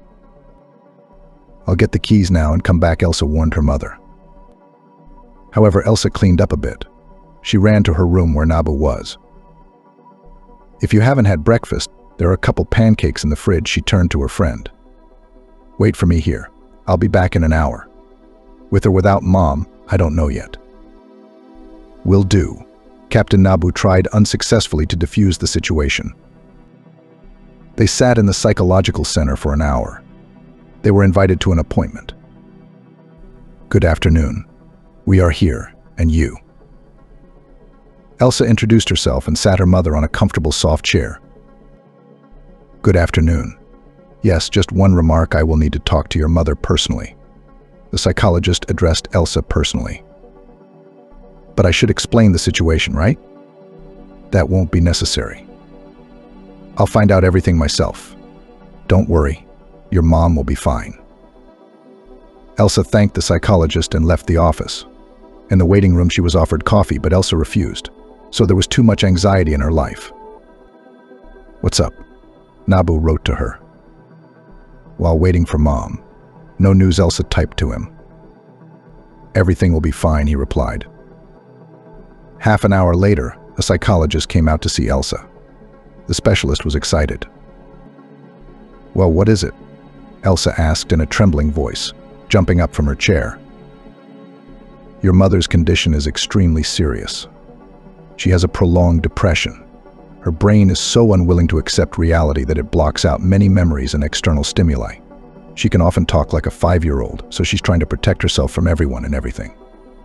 Yes, she watches TV all the time, often does not pay attention to me, even when I call her." After consulting with a psychologist, it became clear that Adelaide's condition is very severe and requires serious treatment. The psychologist recommended going to a psychiatric clinic where Adelaide could receive the necessary help and take care of her mental and physical health. Elsa took this with apprehension, as she had stereotypical ideas about mental hospitals. However, the psychologist reassured her that it was a good modern clinic. In addition, the psychologist advised her to be examined in a regular hospital, as Adelaide's condition was worrisome on physical grounds as well. Elsa followed the advice and went with her mother to the city hospital. "Where are we going, my daughter?" Adelaide asked. "We are going to the hospital, Mom." Elsa smiled, trying to hide her despair. After the examination, the attending doctor informed Elsa of the disappointing diagnosis. Adelaide had a brain tumor at the third, almost final stage. This explained her memory loss, strange behavior, as well as her thinness and emaciation. The doctor recommended keeping Adelaide in the hospital for further evaluation and treatment, although the chances were slim. "Of course," Elsa replied, her hands shaking as she tried to open the front door lock. Hearing the sounds, Nabu hurriedly opened the door to the returning Elsa. "Where's your mom?" was the first thing he was worried about when he saw Elsa alone. "At the hospital," Elsa replied in a trembling voice. Elsa answered Nabu tiredly and monotonously. I gave her to the hospital. Are you all right? Nabu gently inquired. It'll do, of course, I've been better, but at least my mom is getting help now and I should be happy about that, Elsa replied. They walked into the kitchen.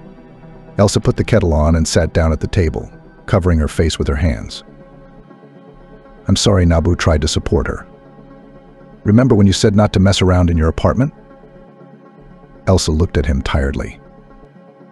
Did you break something? Nothing. I just took the TV to the repair shop. Did your mom break it? No, it was me. Why? My mom was really sick last night. She was completely out of touch with reality because she was chained to that TV the whole time. I had no choice but to do what had to be done. How much did they charge for the repairs? Not much. I have an uncle who works there. I explained the situation, and he'll do it for free. Thank you. But you shouldn't have. Why not? I just wanted to help. I understand, but I'm the kind of person who hates to accept help. It's easier for me to do it myself. You've taken on an impossible burden. Elsa, let me help you, if not morally, then financially. Jesus, and in 3 months, exams, graduation. Please concentrate on your studies. I know it's hard, but I'll help you as much as I can. Thank you, you're the best friend I've ever had. From that day on, things started to get better. Elsa stopped skipping classes and started getting enough sleep. But the only thing that remained in her life was her mother. Every few days she came to the hospital to check on her condition. The doctors did not give a good prognosis. Despite all efforts, the woman was getting worse. Once, immersed in nostalgia, Elsa rummaged through old boxes and found many photo albums. The photos were all old, some of them barely recognizable. Elsa decided that Adelaide owed it to Adelaide to see this album, so the next day she hurried to her mother's hospital room. Mom, hi, Elsa said hello and entered embarrassed. Adelaide was lying on the couch reading a book. Hi, she replied casually. Adelaide looked happy, but Elsa knew the reason and it upset her. The doctor gave her mother special pills, which of course are bad for the nervous system. But the person really looks healthy and alive, but only looks. And here I am reading, Adelaide smiled. The doctor said it improves memory and cognitive functions of the brain. Elsa smiled sincerely, sat down next to her mother's couch, and took some albums out of her backpack. I'm here to refresh your memory too. They began to look at the album. But suddenly Adelaide snatched it up, flipped to the end, and ran her fingers over some of the photos as if they were soaked in memories. I haven't shown you these pictures before, she said. I don't know, I was afraid or something. Did you know that our family comes from a line of very rich aristocrats? No, Elsa replied. Well, they died during the revolution, but not all of them. Survived the children, your great-grandfathers. Not even ashes of that manner are left. But your great-grandfather managed to hide something very valuable today. His mother had a pendant, a wedding present from the groom gold with a rare blue stone inside. You know, it reminds me of that necklace from the movie Titanic, Heart of the Ocean. Elsa was amazed that her mother remembered everything in great detail. But it's not surprising Titanic was Adelaide's favorite movie. This pendant is in a drawer, in a wooden box. It's so precious to me, you have no idea. Only at that moment did Elsa realize which pendant she was talking about. The pendant that was the rent, or rather the heir. Adelaide cautiously hinted. Elsa, are you sure it's at home? Of course, I've never worn it. Elsa, we haven't got that pendant. Adelaide exclaimed after a moment's silence, remembering what had happened and why the pendant had disappeared. You could tell from her rounded eyes that she had remembered. Yes, she said sadly. Mom, Elsa cried, unable to contain her emotions at the sight of her mother melting in front of her eyes. Mom, I love you so much. I love you too, my daughter, Adelaide smiled. I am so happy that I had you.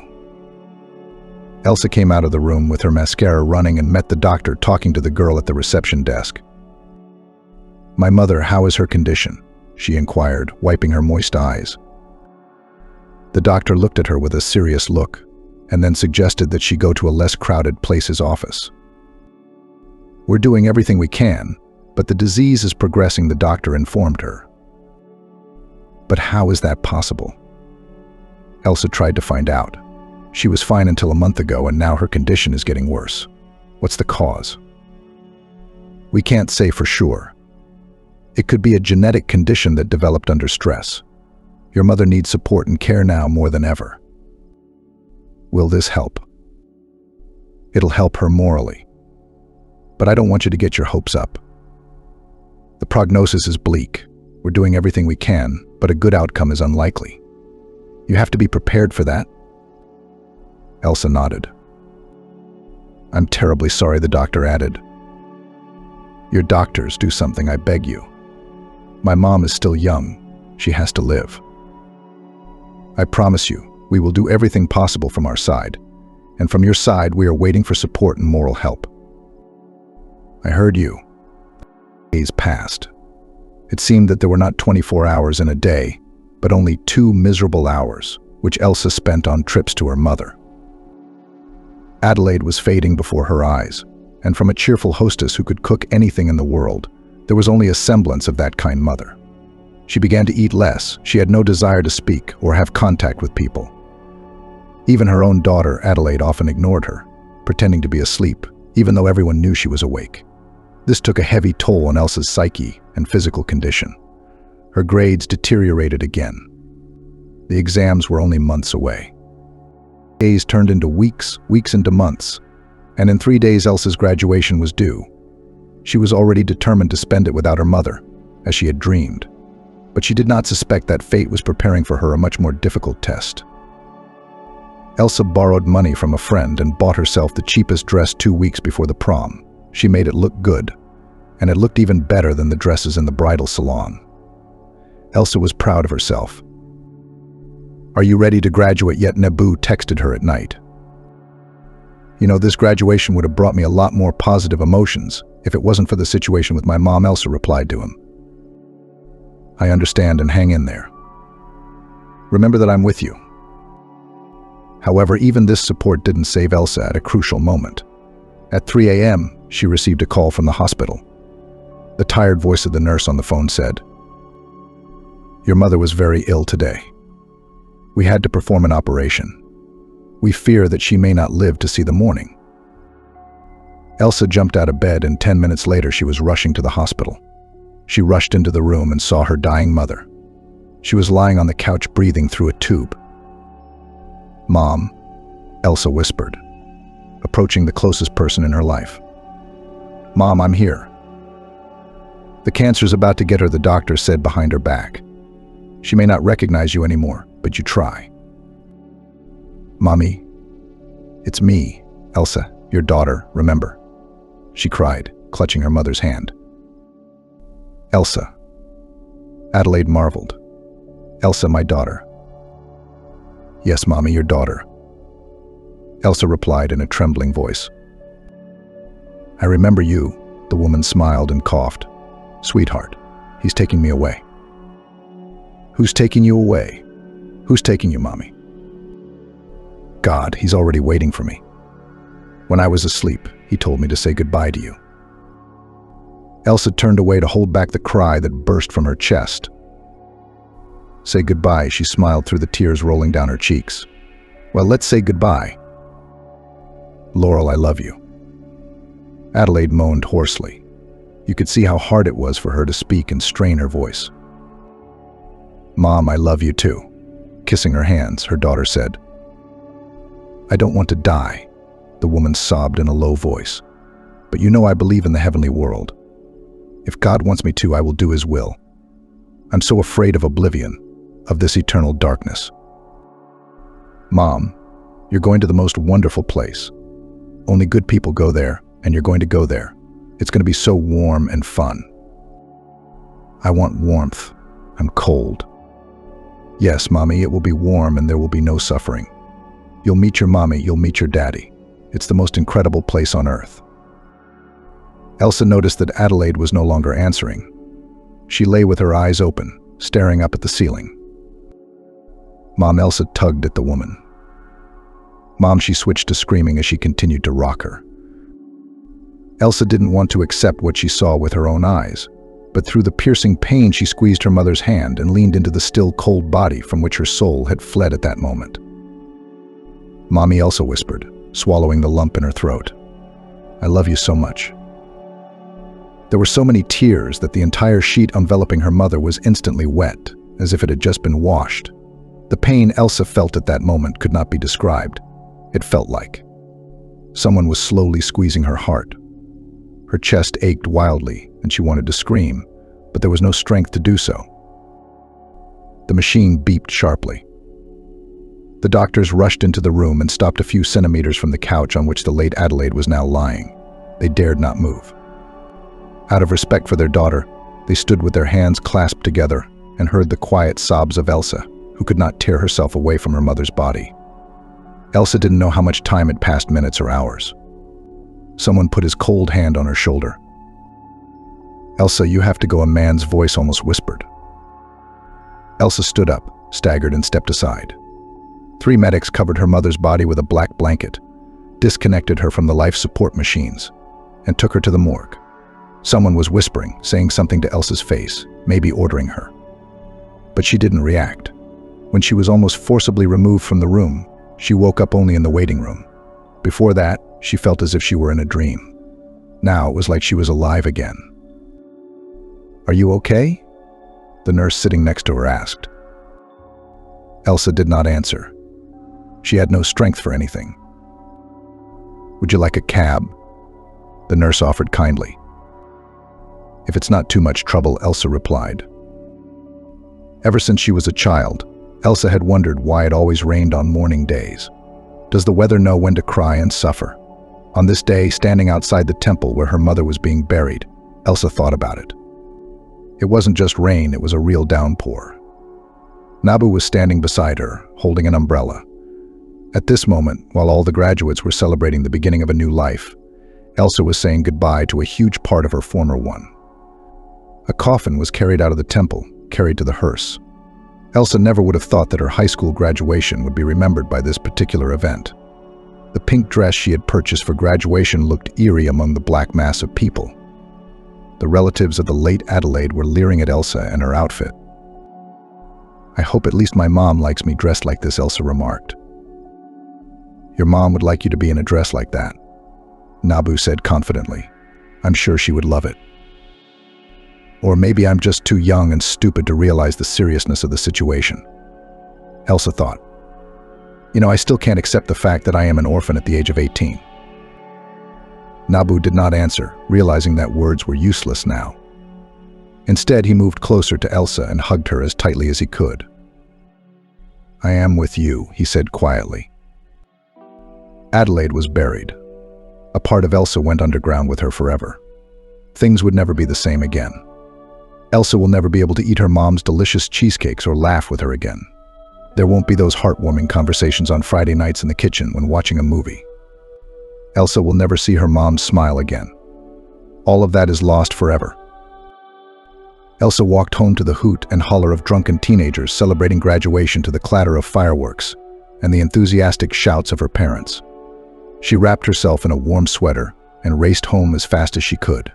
Silence. It was never like this in this apartment, except at night.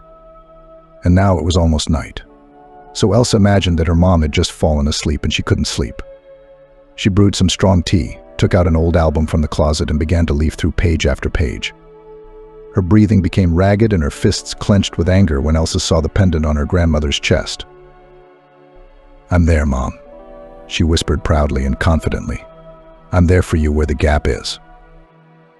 The days of the fraud investigation passed. Everything went quiet. The investigators promised to continue the search.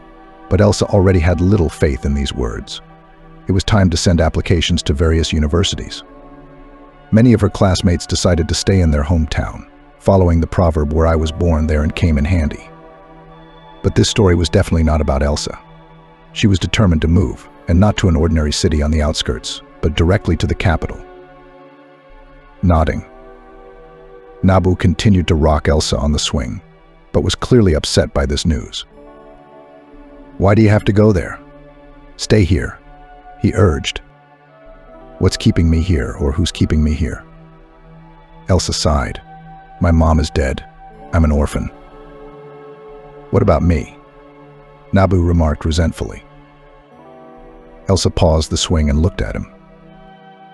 But I can't stay here. This place is weighing on me. Every day I see places I used to see very differently. This is where my personal tragedy happened. You're running from your feelings, Nabu suggested. Perhaps, but I will be relieved. This place will no longer weigh on me like a huge weight. Elsa, you know why I'm in pain. Why are you doing this? You're hurting me. Nabu, you know the answer too. Our feelings are not mutual. I can never look at you as a boyfriend, and you'll never be able to see me as a normal friend.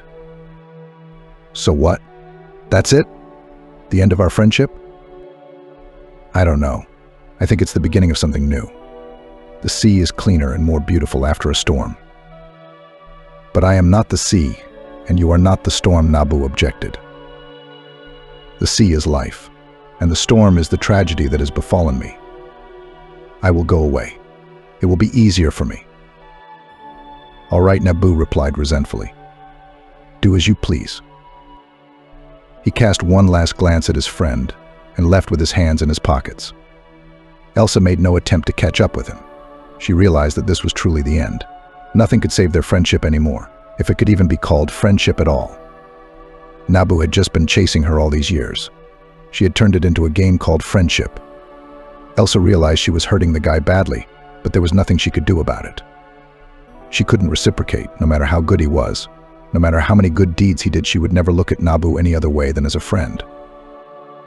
Despite her sadness, Elsa sprang into action. She knew she had many chances of getting into the capital. Her certificate shone with excellent grades, and her high U scores spoke for themselves.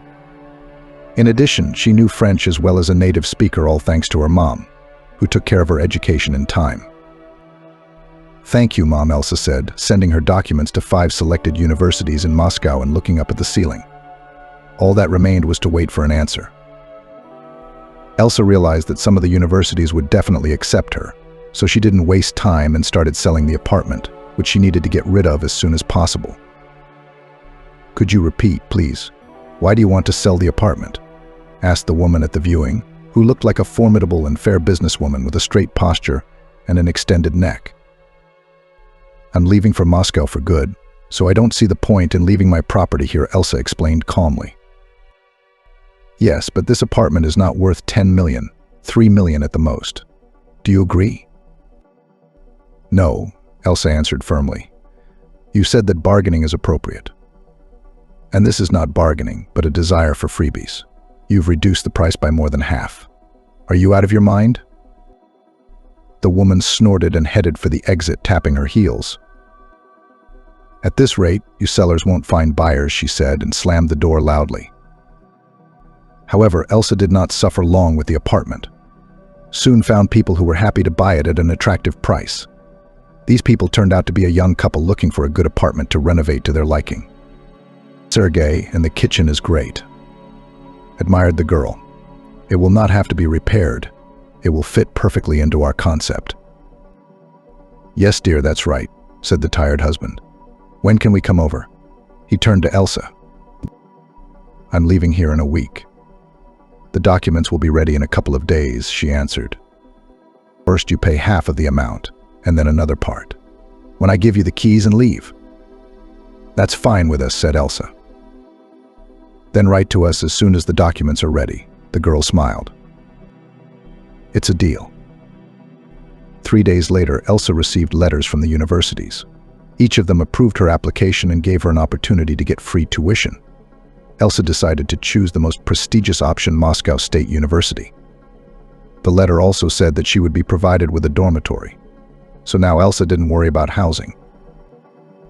Are you sure you have decided? Nabu asked her, trying not to meet her gaze.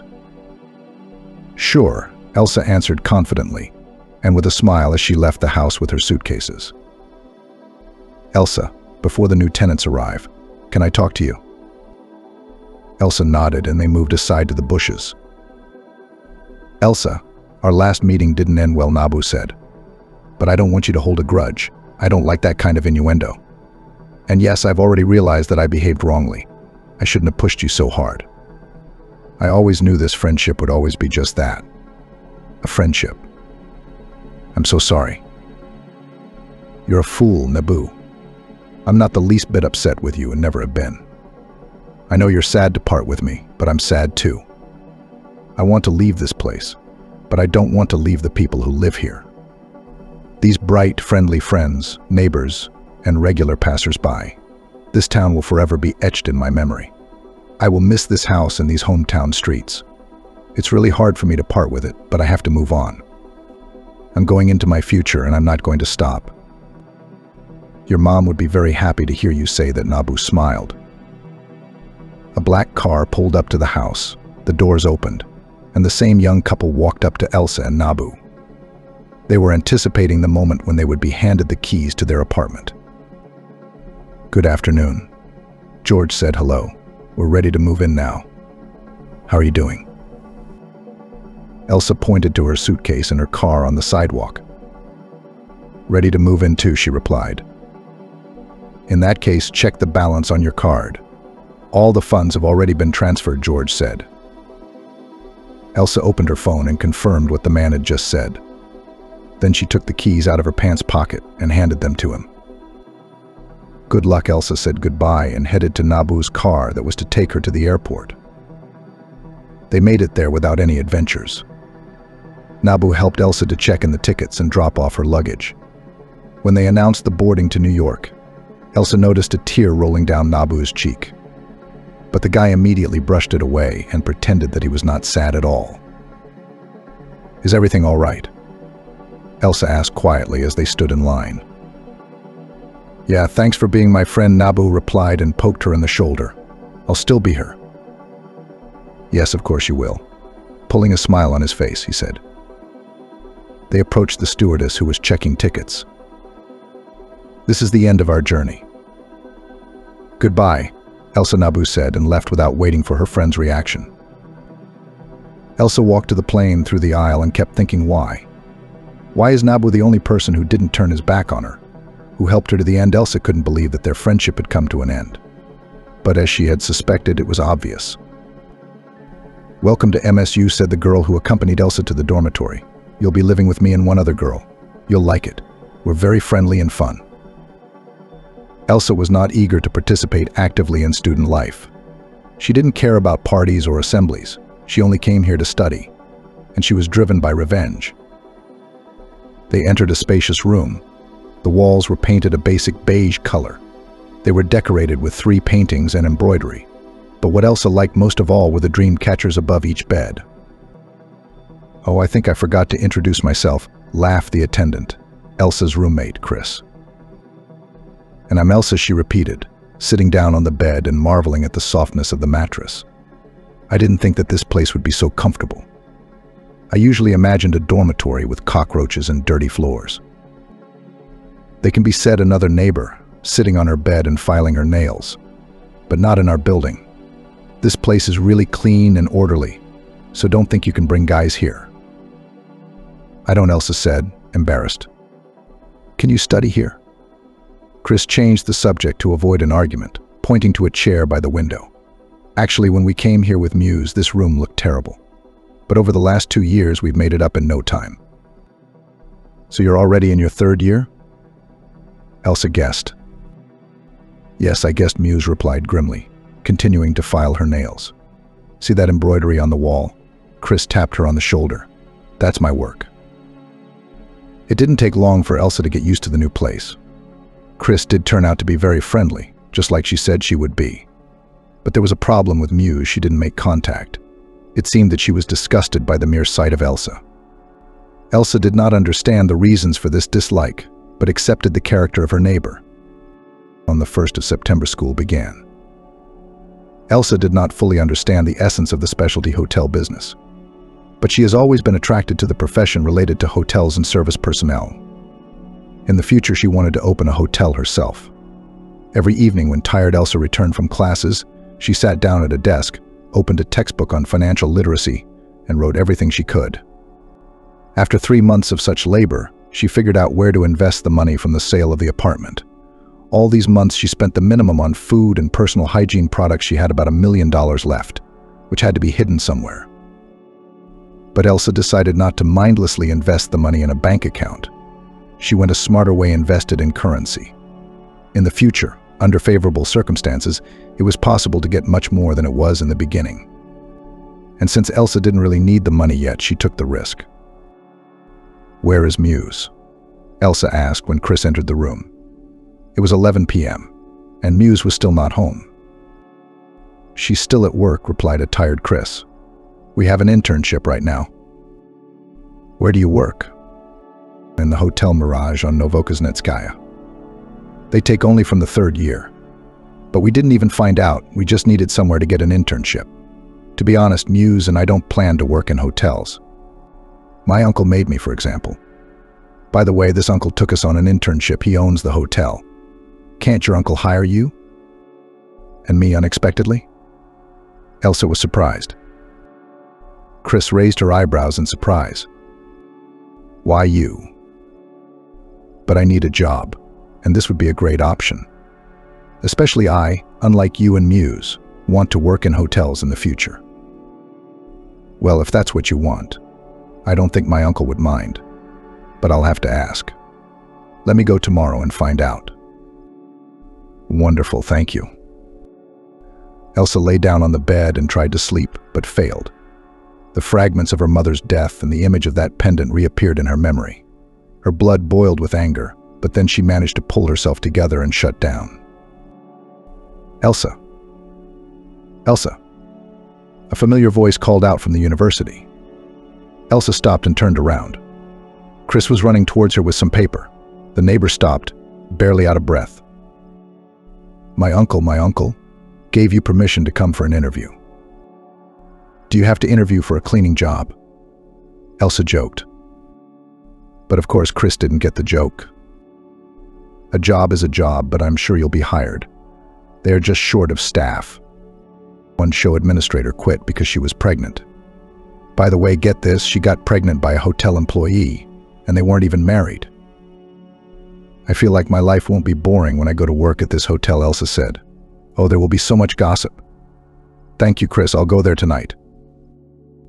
Elsa shuffled nervously from foot to foot before the interview. What was she afraid of, though? Who wouldn't pass the interview for the hall manager with 3 languages? Coming came a stern voice from behind the door. "Good afternoon, this is Elsa. Did you invite me for an interview?" She began uncertainly. "Well, why are you standing in the doorway? Come here. A hotel receptionist should not be shy about anything." Elsa smiled and sat down opposite Uncle Chris, whose name was Jan. She handed him her resume, her graduation papers, and her medical book. "So, let's see." Jan began to study the documents. After a few minutes he asked, "Do you know French?" "Yes, I've been learning it since I was a kid. I love this beautiful language," Elsa answered. Jan gave her a scrutinizing look. "Well, I will stop on your candidacy. It is better than all the others. Can you work from today? And what kind of shifts are there, night and day? Most students choose night shifts. Isn't it harder? You don't have many visitors. You can sleep until you're called." "I'll take you to the senior administrator now. I think you'll get along," Jan said. Elsa was taken to the lobby where she was met by a young, attractive guy. Matthew explained all the rules to the new employee as Ian had instructed him to do and left to go about his business. At first, Matthew seemed like an arrogant guy. But once Elsa heard his soft, melodious voice, the impression changed. He shyly beckoned her over to him. "Hi," he smiled, stammering slightly. "My name is Matthew, but you've already figured that out?" "Yes, my name is Elsa." "Nice to meet you," she answered awkwardly. "Shall I tell you how things work here? Let me give you a brief tour of our hotel. First of all, look around," Matthew advised. Elsa followed his advice and looked around the lobby. It was quite large and combined 2 floors at once. The structure resembled a theater. There were balconies on the sides that went to the top, and on the first floor, a few meters from the entrance, there was a fountain. "How much did they pay?" she said out loud, not thinking anyone would hear her. A lot. We're an expensive hotel. A room here costs $25,000 a night, Matthew said. It's still the cheapest. $25,000 for one night? Elsa got excited. Quiet, don't shout like that. The first rule is that you can't yell at us. We always have to be polite and a little verbal, explained the guy. Do you understand? Yes, answered Elsa. They went to the second floor. This whole floor is occupied by restaurants. Here our guests hold meetings at breakfast or dinner. We have a stage over there. Matthew pointed to the far side of the room. So these balconies are for beauty? Oh, haven't you ever seen in the movies how important people go out on the balcony to discuss business? But these balconies, unlike in the movies, don't face the street, they face the lobby. I don't see anything wrong with that. The third and fourth floors were reserved for rooms, and the fifth floor had suites. The regular staff was not allowed to enter there. At the end of the tour, they returned to the front desk. So, is everything okay? Matthew joked. No, I quit. Goodbye. Elsa replied sarcastically. As they stood at the counter, there was no one else. Aren't you a student? Yes? Matthew asked. Yes, I'm studying hotel management. That's why I came to work here. I had to earn money somewhere anyway. Why not combine business with pleasure? Aren't you supposed to have school at 3? No, it's a shortened day. That's why I went to the interview. I didn't think I'd be hired right away. I'm planning on working nights. When will you study and sleep then? And that won't be a problem. I know how to allocate my time, assured Elsa. You can't even manage time management. Why don't you find an easier job? I didn't come here to listen to advice, but to work. Elsa got angry. A young girl approached them. She looked like a realtor who wanted to cheat Elsa out of her apartment. Good afternoon. How can I help you? Matthew said. What do you mean? What can I do for you? Are you a hotel or something? What can you do for me? Give me a room. Elsa looked at Matthew. He was not a very polite guest, but that's often the case with those who work in the service industry. What room are you interested in? Single? Elsa joined the conversation. Young lady, do I look like a married woman? What kind of stupid questions are you asking me? Where is your manager? Call him here. No, girl, please, let's deal without a manager. Elsa calmed her down. We just need to know your wish. My wish is that you call the manager, the visitor shouted. Elsa nodded to Matthew and he left to get Darian. What kind of rude people work here? The stranger was indignant while they were waiting for the manager. I'm sorry, we didn't mean to offend you, Elsa said. At that moment, Darian had already approached them. He was dressed in a strict black suit with a tie and looked as important as this lady. Elsa was sure that they would find a common language. Good afternoon. What happened? He asked. Good? I don't think this day can be called good. Your staff are terrible people. They treated me inappropriately, ruined my mood. What kind of attitude is that, Darian? We were not rude. It's all a blatant lie, Matthew said. The woman's eyes almost popped out of her head. She played resentment and anger perfectly. The guest is always right. Matthew. Darian replied sternly. He approached the woman and asked her name. Jessica, the guest replied resentfully. I am very happy to welcome you, Jessica, Darian said in a sweet voice and even bowed slightly. We are sorry that such a situation happened.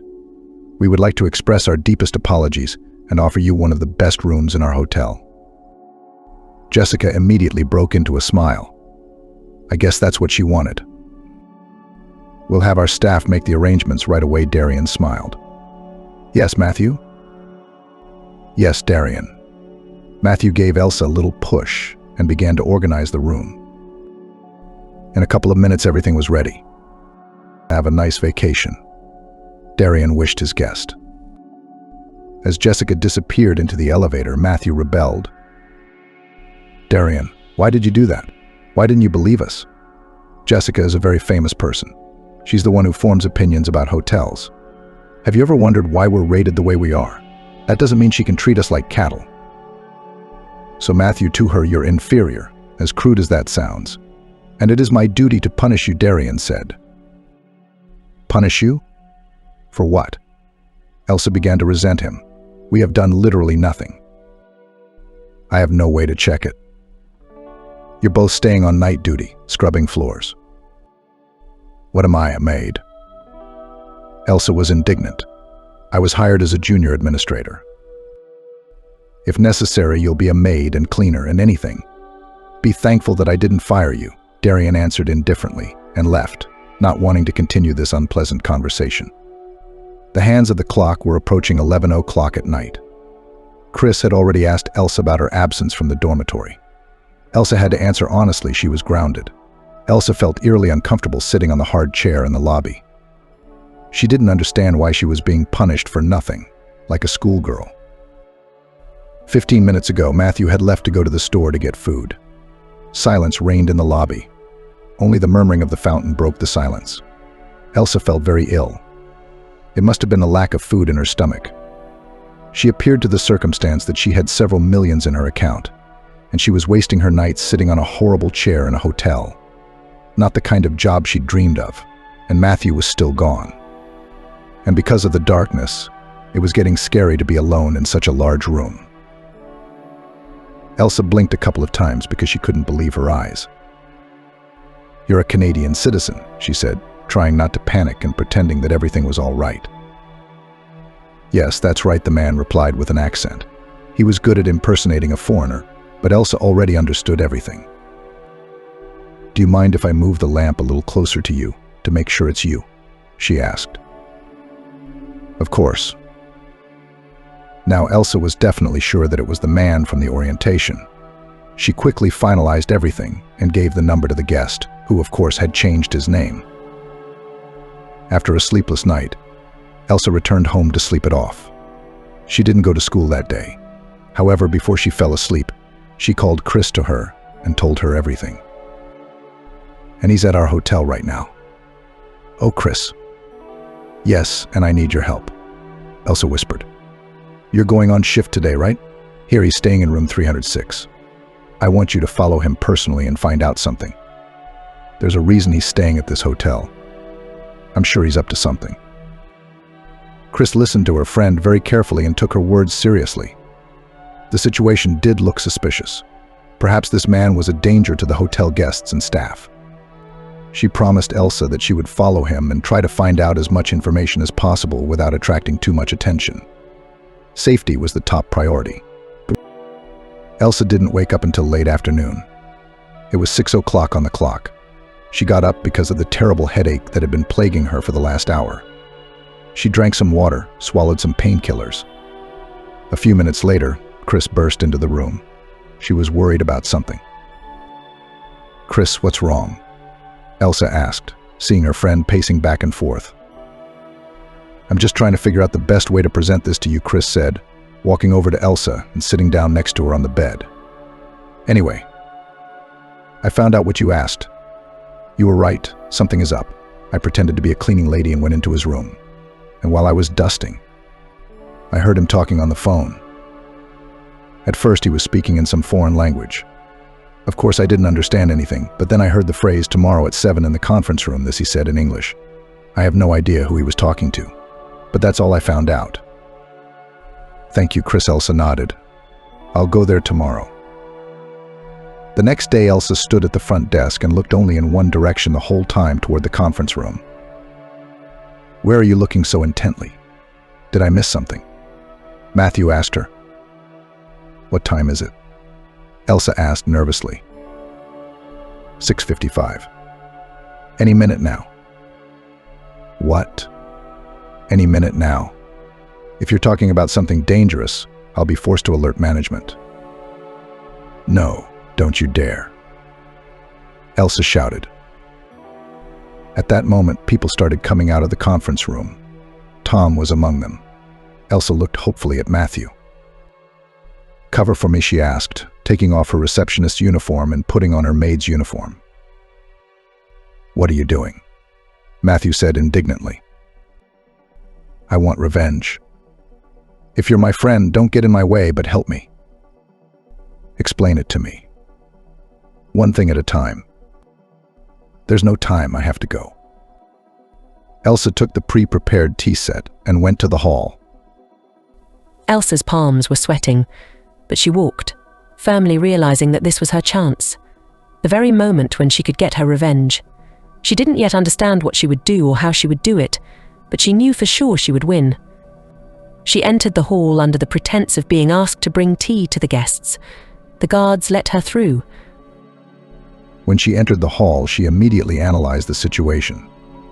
In the very center of the round table sat Tom Mann. Some men in black suits were seated around him.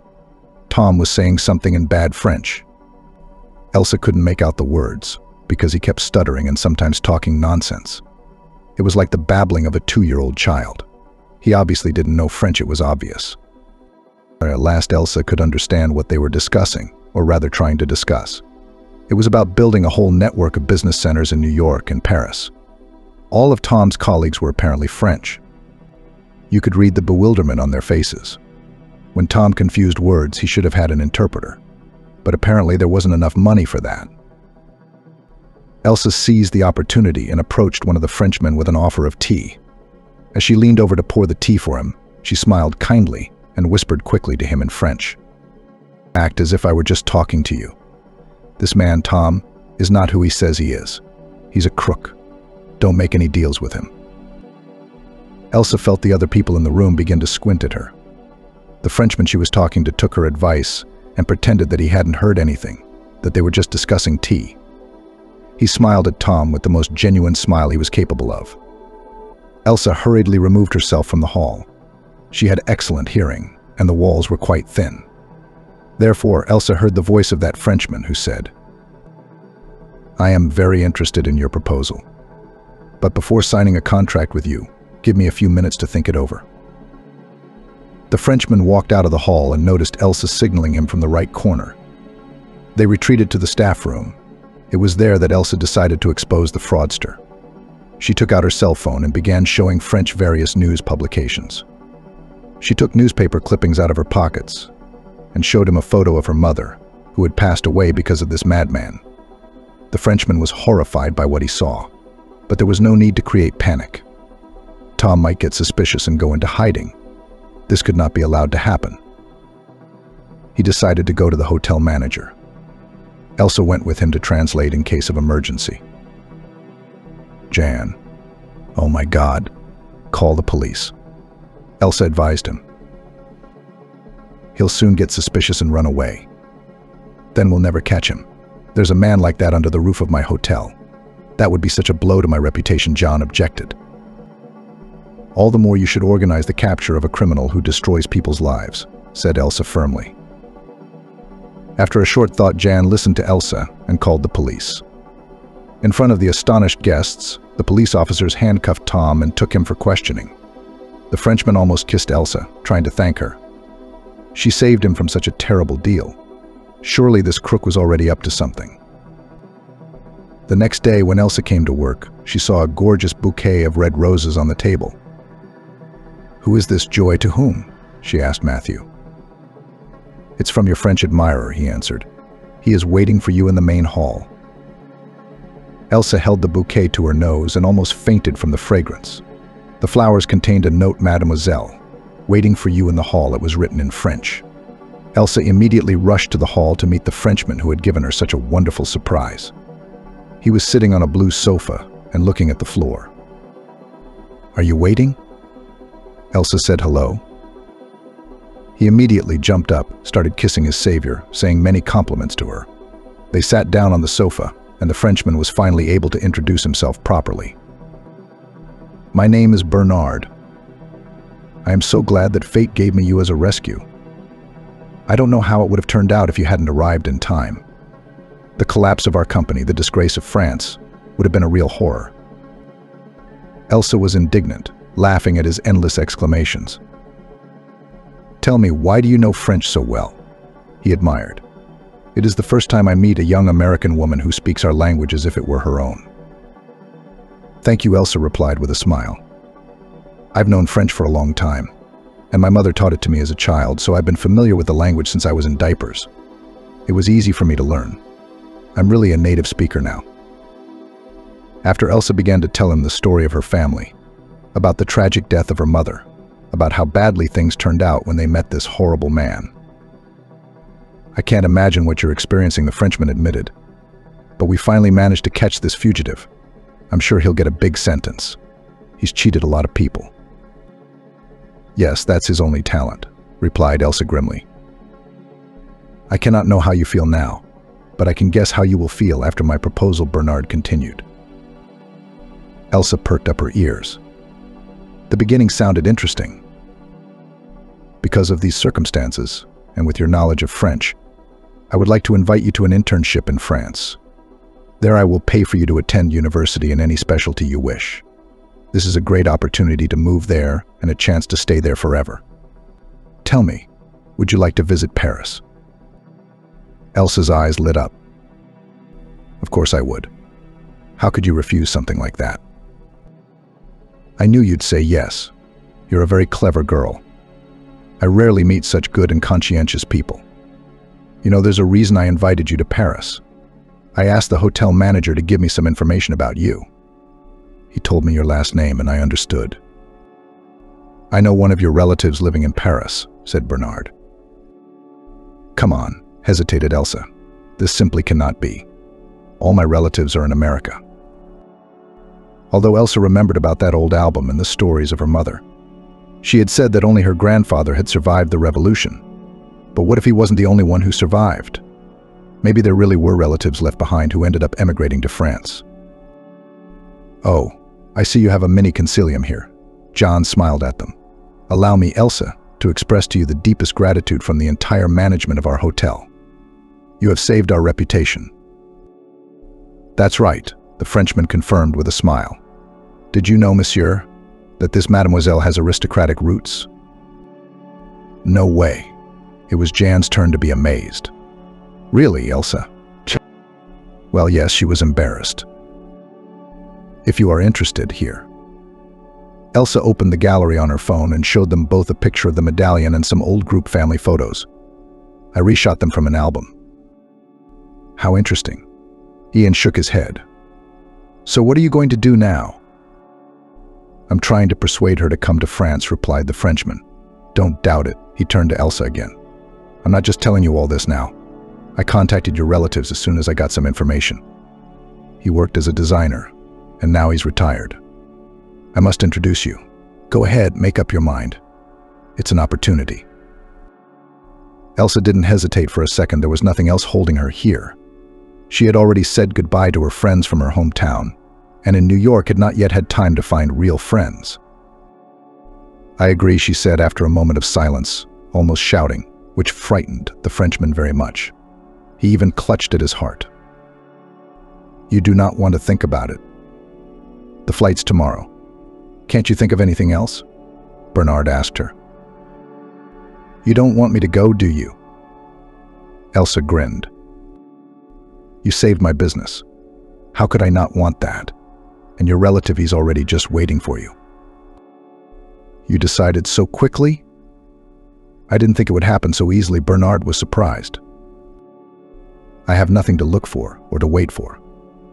I'm a free man. I'm not tied to places or people. Everyone who was dear to me has either said goodbye to me or is already in the other world, Elsa explained. In that case, I expect you tomorrow at John F. Kennedy Airport. Don't be late. Don't be late. Don't miss your chance. After 24 hours, Elsa enjoyed the view of narrow streets and walks on the cobblestone sidewalks of Paris. The aroma of coffee and croissants was in the air. She hadn't had breakfast yet, so she was drooling at literally every smell.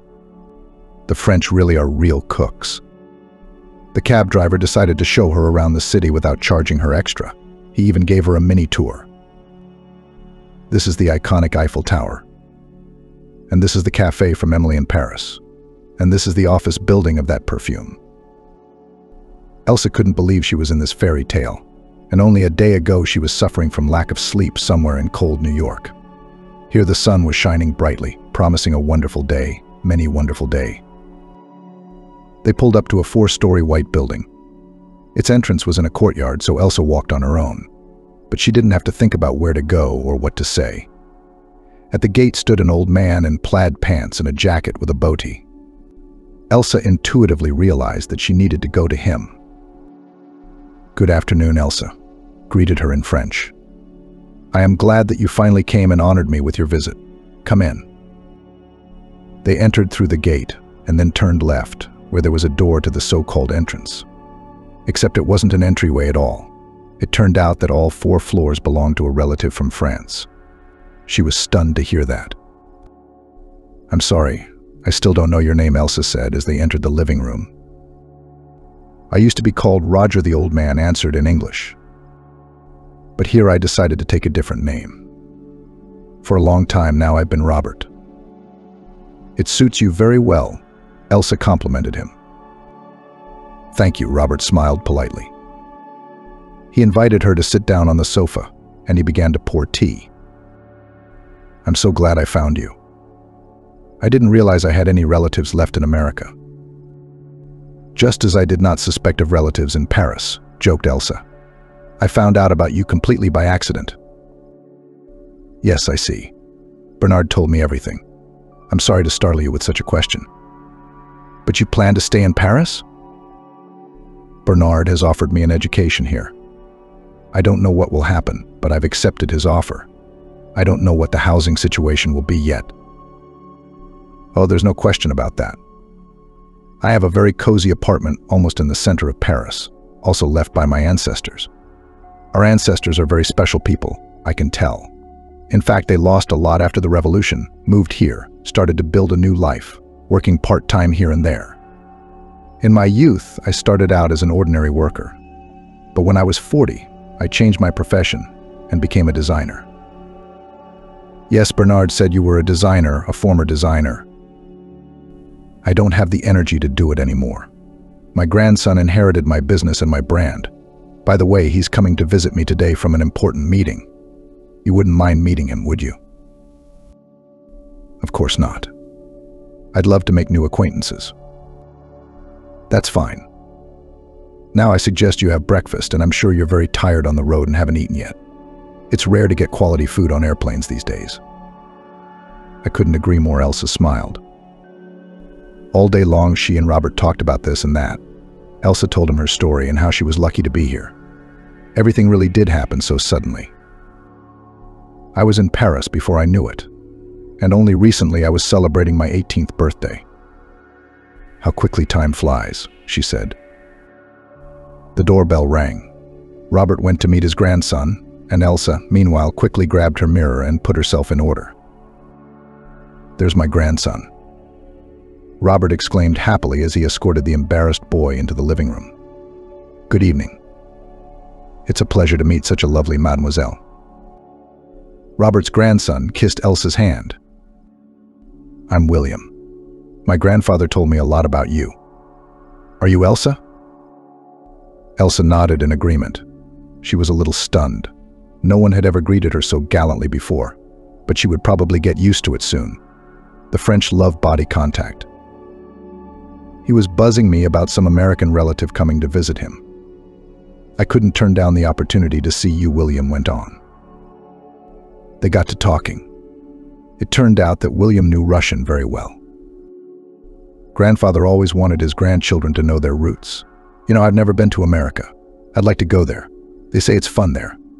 There's something going on every day." Elsa laughed. "Yes, that's true. The rumors don't lie." As they were talking, Robert came up to them and interrupted them.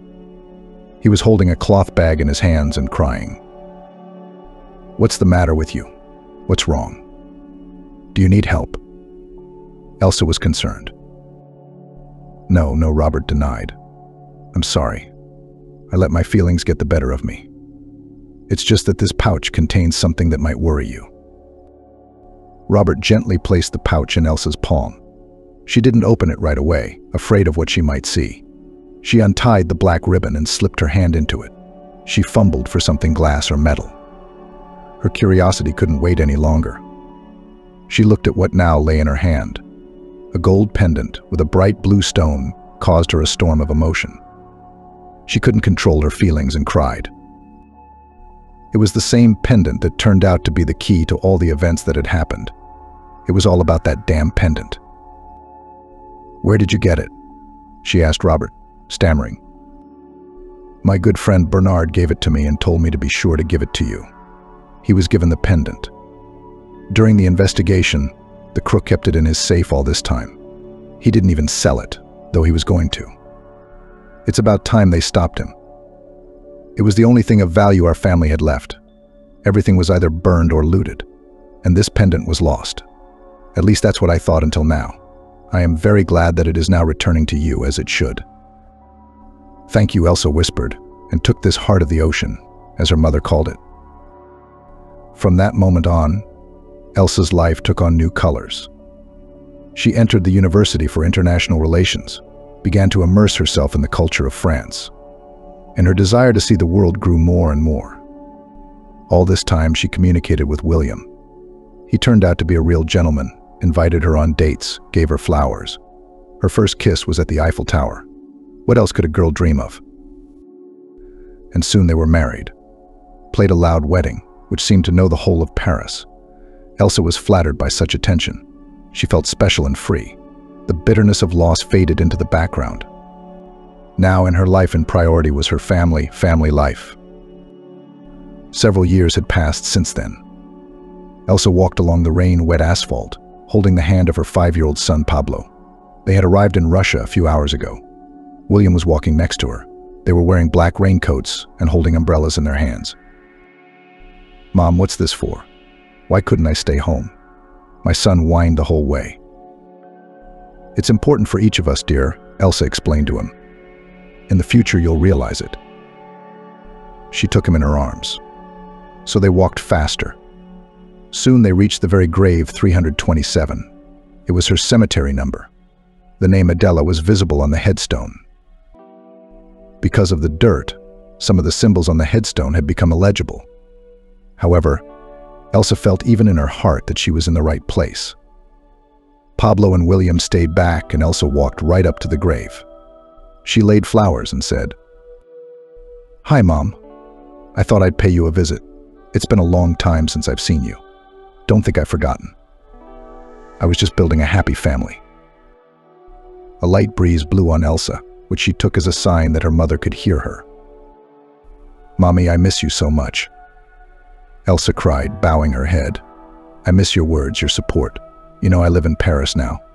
Could you become a real chef there? I'm sure that in your new life it will be just like that." Elsa wiped her tears and took a small cloth bag out of her pocket. "Mommy, I brought you something." She took a pendant out of the bag and put it next to the flowers. "Look, Mom, I found it. It came back to us. Now you can rest easy. After me, it will go to my son, your grandson." "Dad, why is Mommy crying?" "Is she sick?" Pablo yelled at his father. "No, honey, she just decided to finally let go of her past," William answered him seriously. Elsa stood up, shook off the last drops of tears, and smiled warmly at her baby. "Your grandmother sleeps eternal sleep here, Pavlik. She would be very glad to see you." "She sees me," the son suddenly answered very seriously, "there in heaven." The parents smiled at the child's directness, took their son by the hands, and went to the exit of the cemetery. Past the tall, dark fir trees, past the old and new tombstones, through the still silence. Home to their present and future.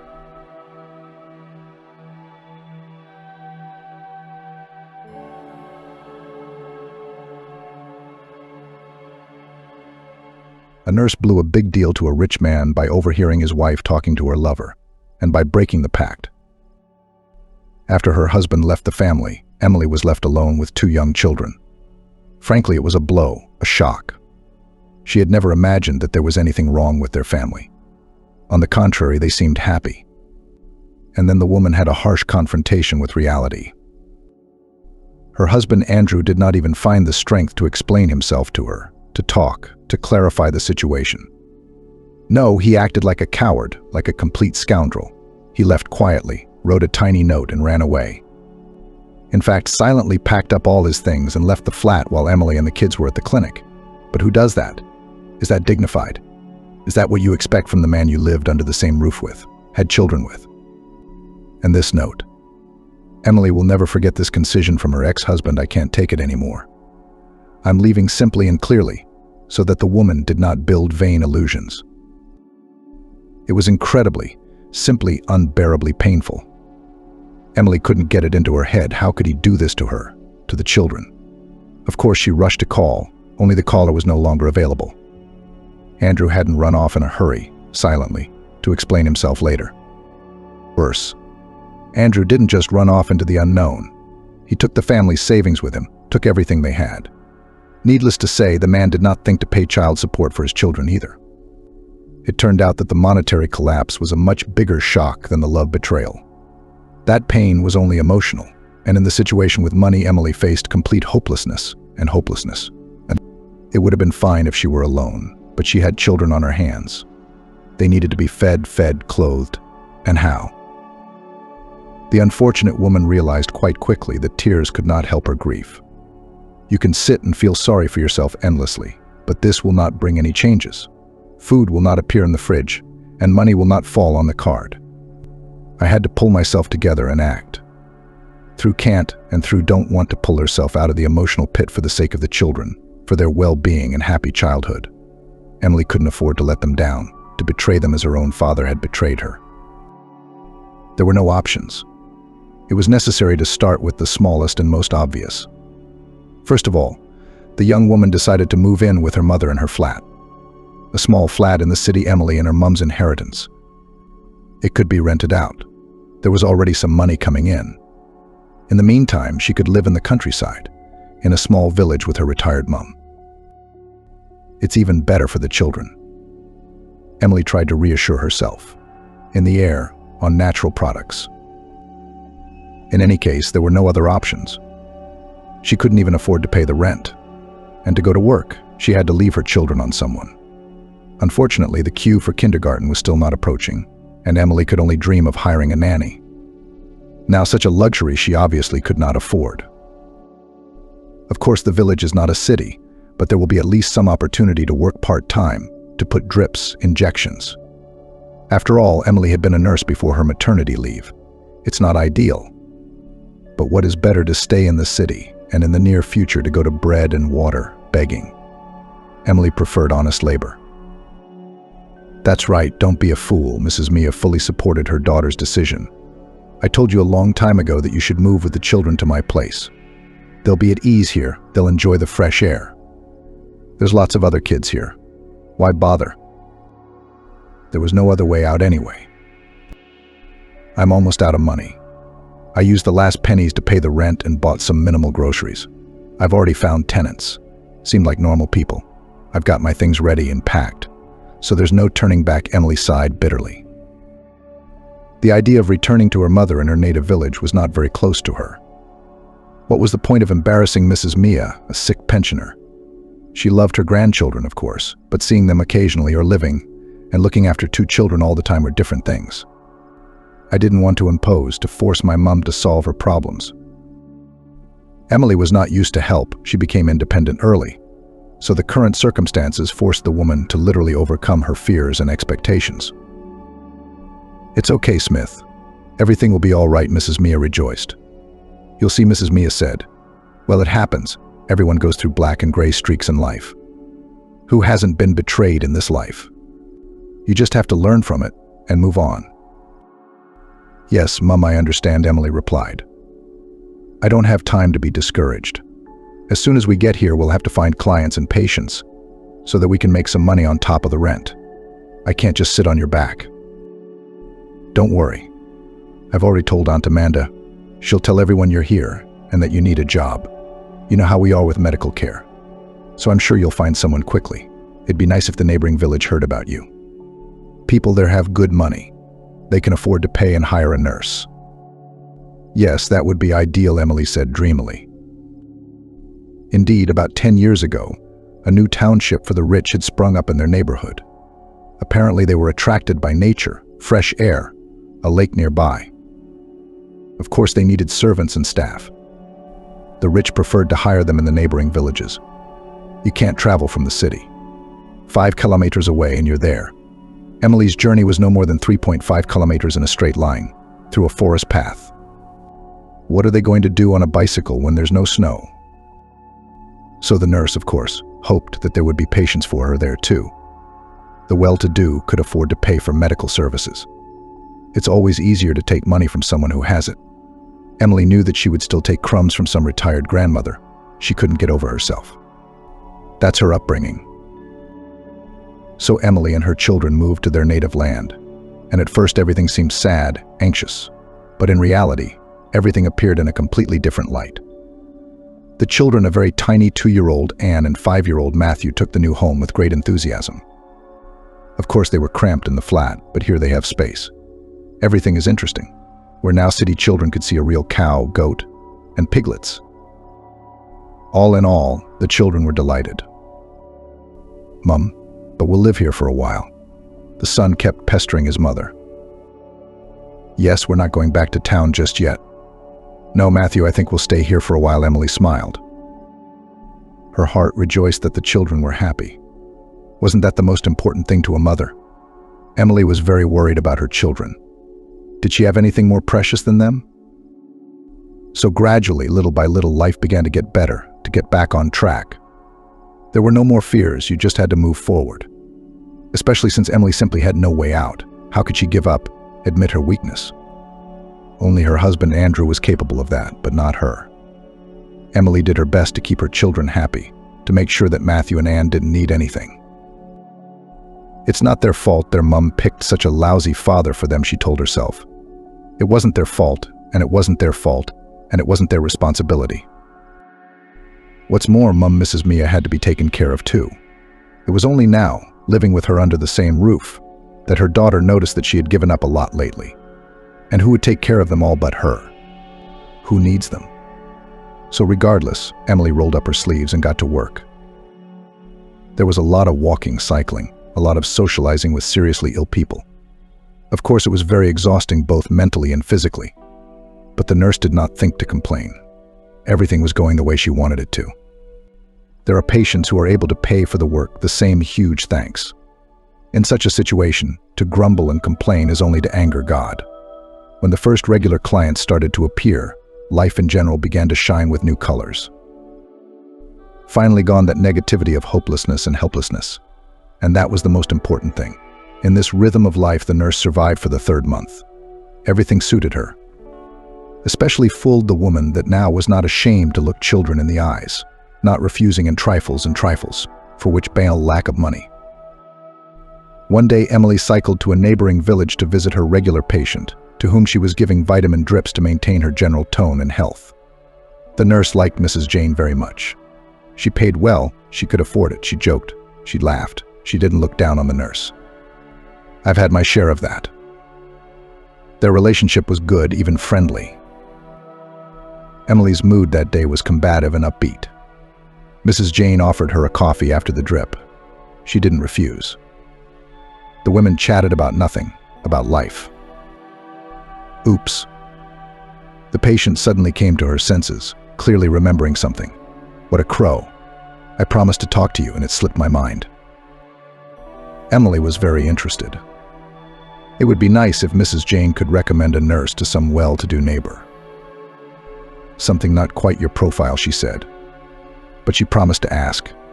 Maybe you'd be interested. We've got the biggest house in the village on Main Street. Do you know it? The nurse nodded patiently. Of course, it was hard to miss. The owners had obviously invested a great deal in the house, in its decoration. It was clear and visible to the naked eye. The high fence, designed to hide the splendor, only attracted the attention of the curious even more. They're looking for a nurse for the dying master, said Mrs. Jane. He's in very bad health. It looks like terminal cancer. He needs someone with a medical degree. His previous carer left the other day. It's understandable. You have to live here. You can't travel from the city, she continued. What do you think? Not interested? I could recommend you. The salary, I'm sure, is very decent. Emily had her doubts. It's full-time. What about the kids? What about Mum? They can't manage without her, she thought. So Mrs. Mia would have to take care of all the worries and problems. No, it was absolutely impossible to make such a big decision without her. "Can I think about it?" replied the nurse politely. "I have children, Mom. You know, you have to weigh everything up and think it over." Of course, Mrs. Jane shrugged her shoulders. "Well, think, call." All the way back, Emily thought about the offer. A huge number of disadvantages: full-time work, a seriously ill person, constant presence in someone else's house. But there was a significant upside: the salary. And what to do? Back home, without putting things off, she called her mum in for a chat, told Mrs. Mia everything she knew. "What do you think?" Emily asked. "There are a lot of downsides, but I'm sure the labor will be well paid. You know, money's no object right now. But I don't want to make a decision without you. I mean, this is about you, too." "I think I can manage with the children," replied Mum. "There's no problem with that. After all, I understand that you can't live long with terminal cancer, right? It doesn't even last long. I'm more concerned about your morale. Being alone with a dying person all the time." "Don't worry, it's my job," she smiled as calmly as possible. She didn't want to upset her mother further. It was absolutely unnecessary. "Are you sure, Mum? You'll have a lot to worry about," Emily said. "I think we should at least try to talk about the terms in more detail, find out what and how, so you don't regret the opportunity. Fair enough?" "I'll do that," she nodded to her mum. It was early in the morning when the nurse called Mrs. Jane back.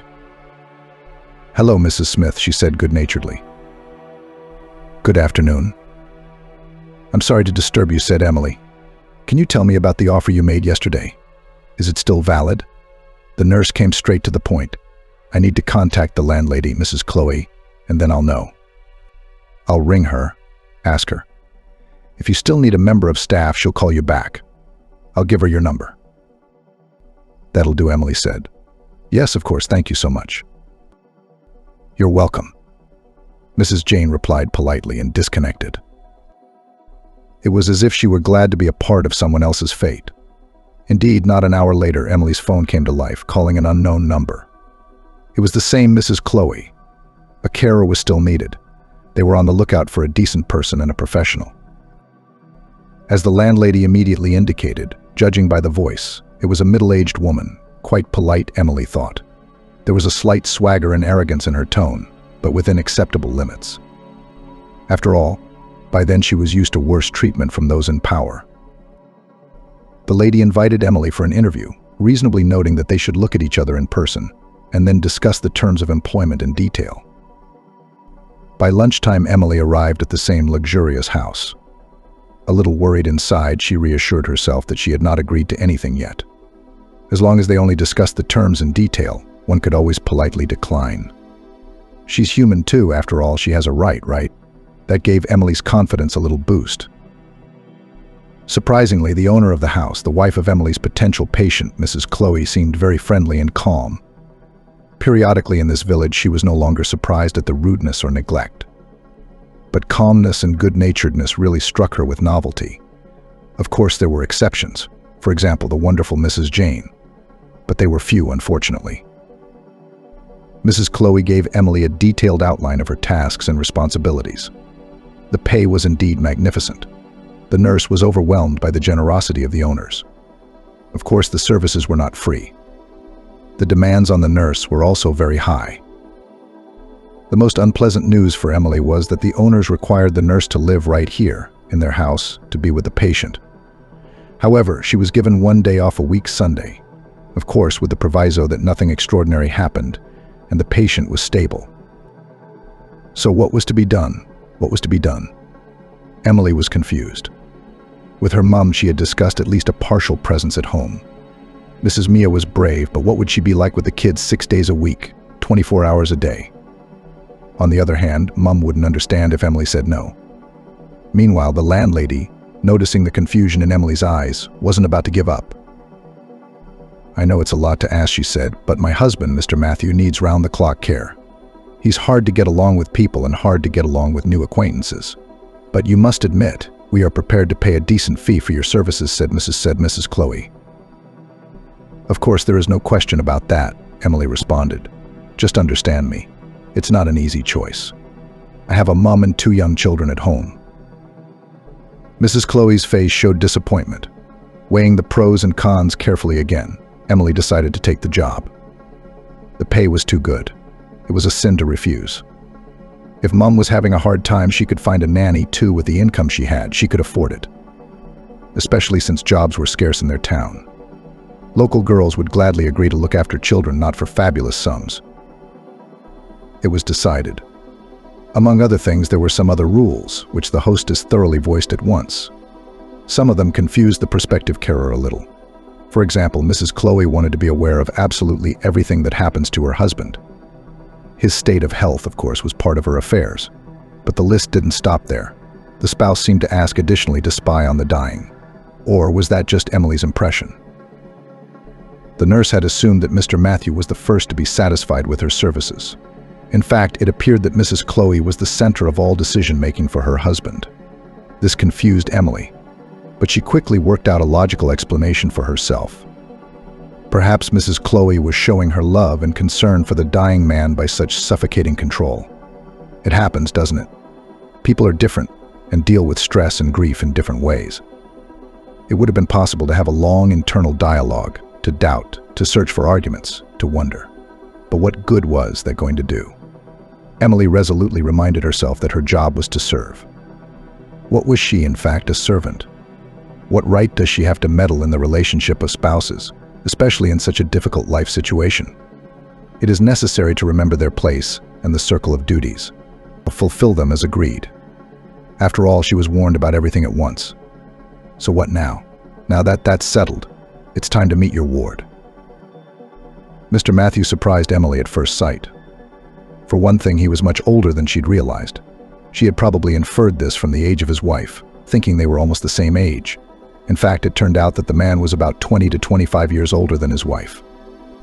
If Mrs. Chloe gave the impression of a blooming and well-groomed middle-aged woman, Mr. Matthew, it was immediately obvious, was at a rather advanced age. And of course, illness does not make anyone look young or beautiful. That the patient was seriously ill was evident without a word. He was thin to the point of dryness, his face was grayish-yellow, and his eyes were tired and sore. However, Mrs. Chloe confirmed her husband's diagnosis, which her neighbor Mrs. Jane had given Emily. The man had terminal kidney cancer. There was nothing that could be done. There was no miracle. No, all the patient needed now was to relieve the pain and support his body as best he could. Emily was a familiar person, so surprise was not reflected on her face. On the contrary, she stepped towards the prospective patient with a good-natured smile. "Good afternoon, Mr. Matthew. I'm Emily, your nurse, if you'll excuse me." "Hello," the man said hoarsely. "Well, let's get acquainted. Chloe, you can go on. I can do it myself," he turned to his wife, who brought the nurse. The woman nodded and immediately retreated. It was clear at once that no one argues or bickers with the owner of the house. If anything is done against his will, it is done secretly behind his back. As soon as the wife went out and closed the door behind her, the man turned to Emily again. "Please sit down. Now I need to look at you closely to decide if you're right for me." Strange. The owner of the house spoke very politely, calmly, unusually respectful and intelligent. But still Emily's insides clenched. She didn't remember the rest of her conversation with Mr. Matthew very well. For the most part, it was like an interrogation. The patient asked questions, looking at her with challenge and interest. He seemed less interested in the answers themselves than in the nurse's reactions.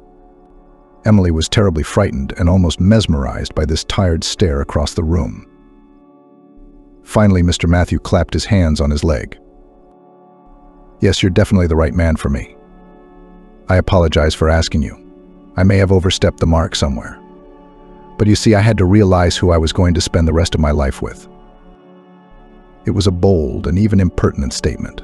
What was I supposed to say to him? It was foolish to refuse and say that everything was still ahead of me. There was no reason to give up on herself. It would only offend the man, because everything is already clear. Why this pretense? So Emily could only squeeze out a neutral word.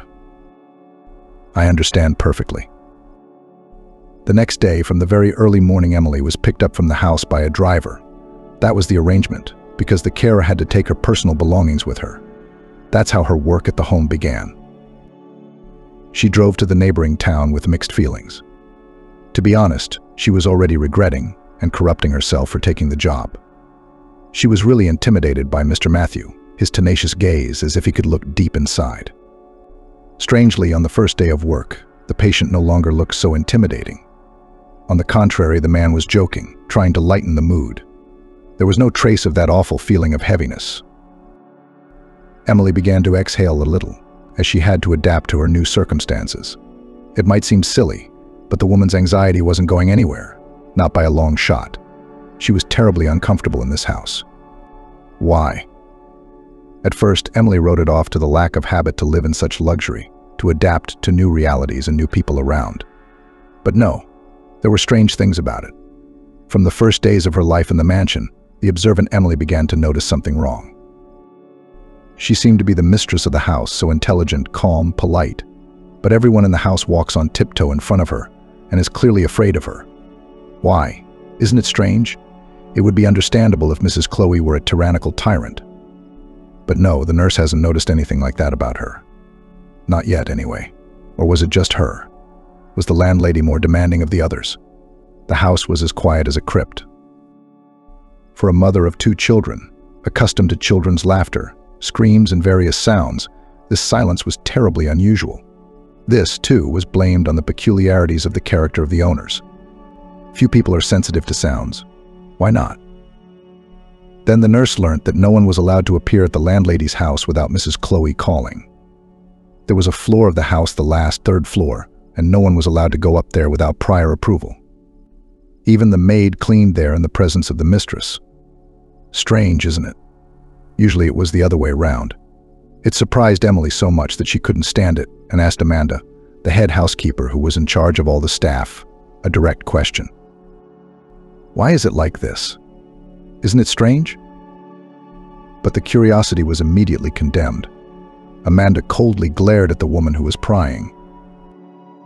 Emily, she said formally and firmly, in this house you don't ask questions, you just follow orders or you're out of here in a flash. She got what she deserved, of course. As they say, curiosity is not a vice, but it's a big pig. That's true. Except that the nurse couldn't rest. And these secrets, this arrogant answer of Amanda's only made her want to know what was going on. In her free time, Emily began to look around, to listen discreetly, and slowly from the others showed interest in the 3rd floor of the house. It was just awfully interesting to find out what it was all about. But you can't guard nothing so meticulously if there's no mystery to it, can you? And one had to amuse oneself. Mr. Matthew grew tired very quickly and often dozed off. It was soon discovered that Mrs. Chloe had an additional entrance to her 3rd floor. So yes, it was accessed in the traditional way, simply by going up the main staircase. But there was an additional route.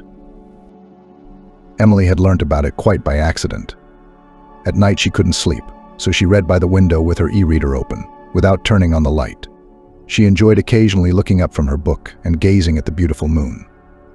The view from the 1st floor of the house was magical because of the proximity of the water. The nurse was distracted from her book by the sound of the front gate opening. Needless to say, she began to watch carefully to see what was going on, who could be arriving at 3 a.m. The car was unfamiliar to her, but she couldn't see much. The car instantly rolled away into the garage. No one ever came out of the garage. Yes, there was an entrance to the house, but the woman would have heard it. The door from there was almost directly below her room. But there were sounds on the 3rd floor. Something was going on up there. Too bad it was impossible to make out anything. The soundproofing in the house was excellent, but there could be no doubt. Whoever this night visitor was, he bypassed the 1st and 1st floor of the house and went straight up to Mrs. Chloe's apartment. The conclusion lay on the surface. In the huge house there were additional passages, entrances of which not everyone was aware. Now it became clear that the landlady was so sensitive about unexpected visitors to her floor. She did not need unnecessary witnesses. Even if it was still unsubstantiated, Emily was convinced in her heart that her mistress was visited by her lover at night in secret. Why not? She thought. She's still a fairly young woman. Nature takes its course. Though it was a bit of a shame about Mr. Matthew. What about him? It was only the woman's inner torment. There was no thought of intruding into the private affairs of the couple. She had satisfied her curiosity.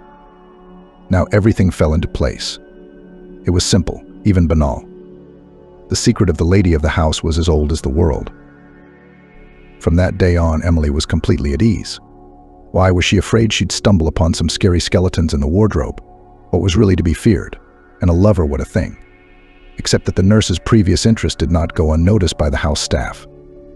Kate, the young housekeeper maid, even decided to give her colleague some unsolicited advice over a cup of tea.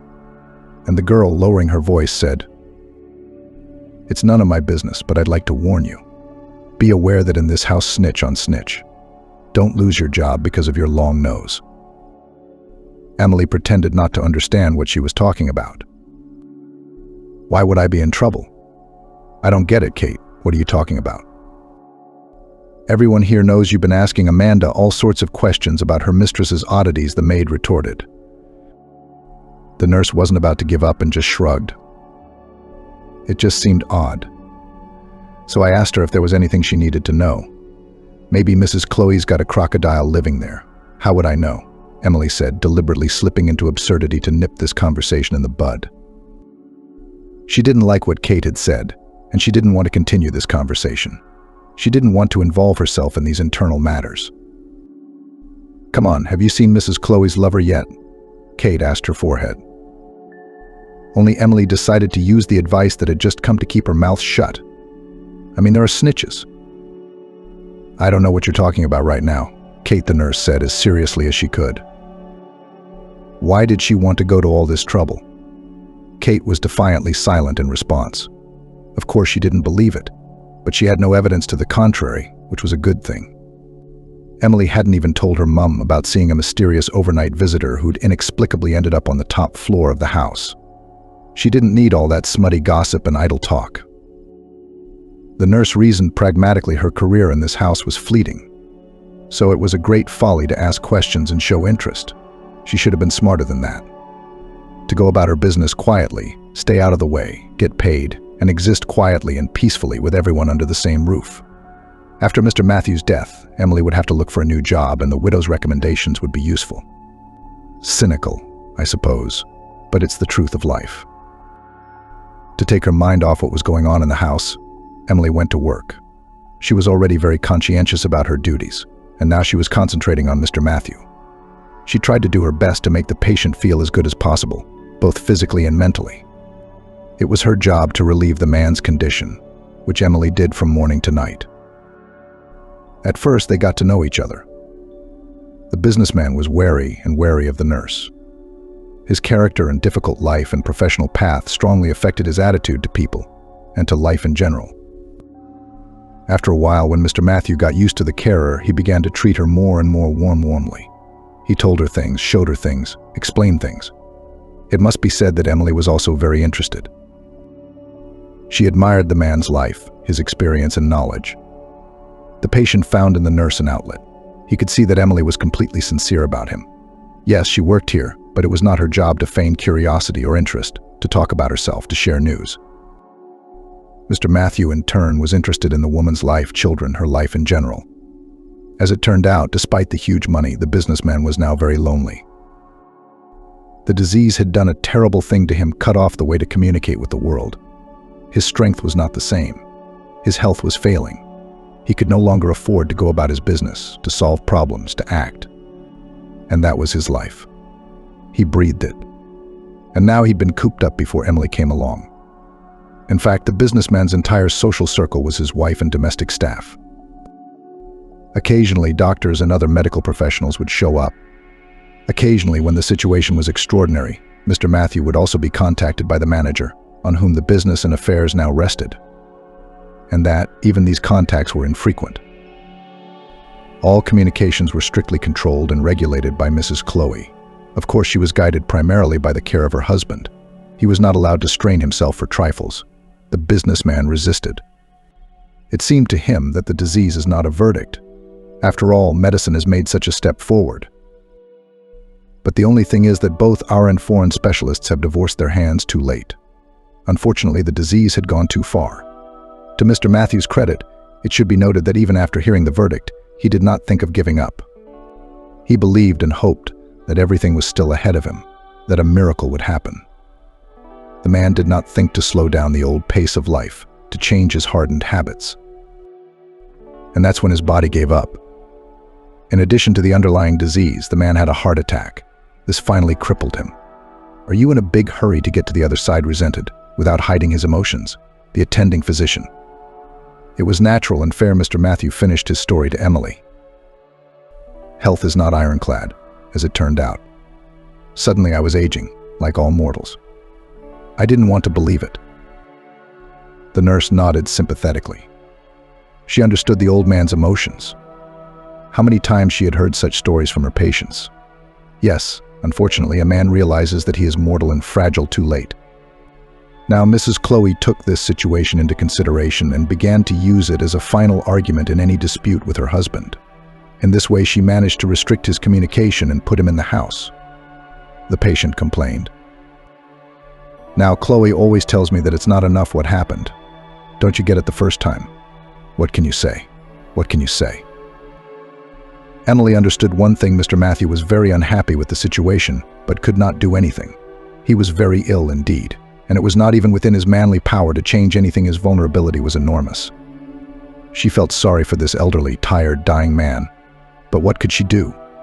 Except sit and chat, try to cheer him up or make him laugh, play his favorite game of backgammon. Whatever was within her power and her modest capabilities, Emily was happy to do. It was such a pleasure to see the old man's face sometimes genuinely light up with warmth and joy. Thoughts of Mr. Matthew never left Emily. Even on the one day off she spent at home with the children and Mrs. Mia's mother. Something was keeping the woman on edge.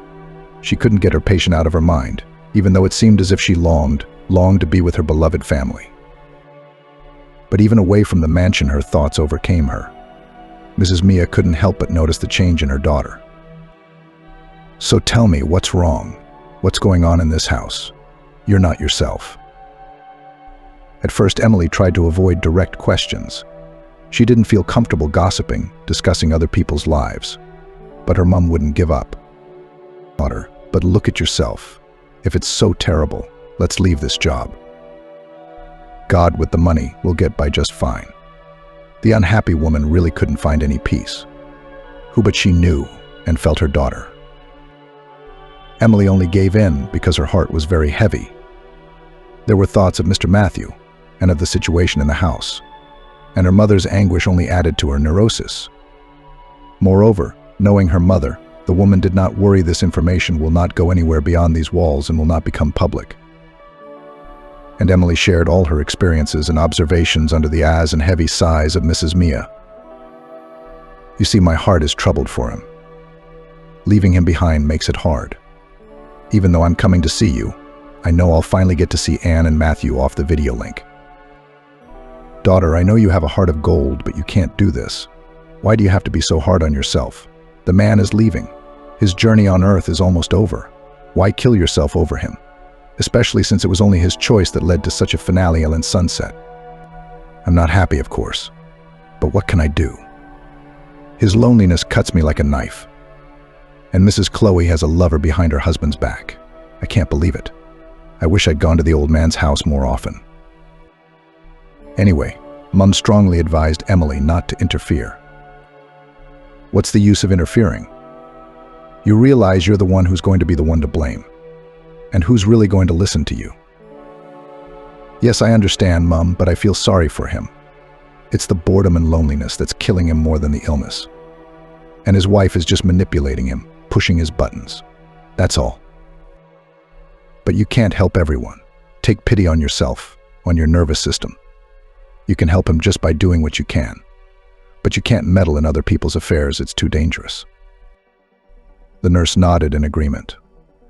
Of course, these exhortations from her mother were perfectly logical and fair. No one would argue. But what to do with her feelings and emotions was the question. It had been like this for almost 3 months now. It could not be said that the time flew by quickly, rather strictly on the contrary. Every day in the mansion was a torment for Emily. Oh, how she would love to give up this job.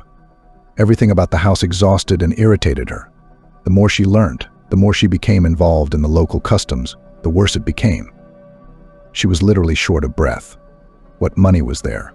Already everything was no fun. It's amazingly simple. You look at the extremely wealthy people from the outside and only snort disdainfully. What's your problem? Money can buy everything. Emily, too, was a victim of that stereotype. It always seems that way when you're struggling for a pittance. But now the nurse was plunged headfirst into that world, and she wasn't happy about it. God, I'd rather be on the dole than this horror. This money really does spoil people. Mrs. Chloe no longer seemed the same to Emily as when she first met her. Now, having lived with her under the same roof, the woman saw her true nature, her arrogance, saw the consumerist and manipulative attitude to the old man's husband. It was just an unbearable, inhuman sight.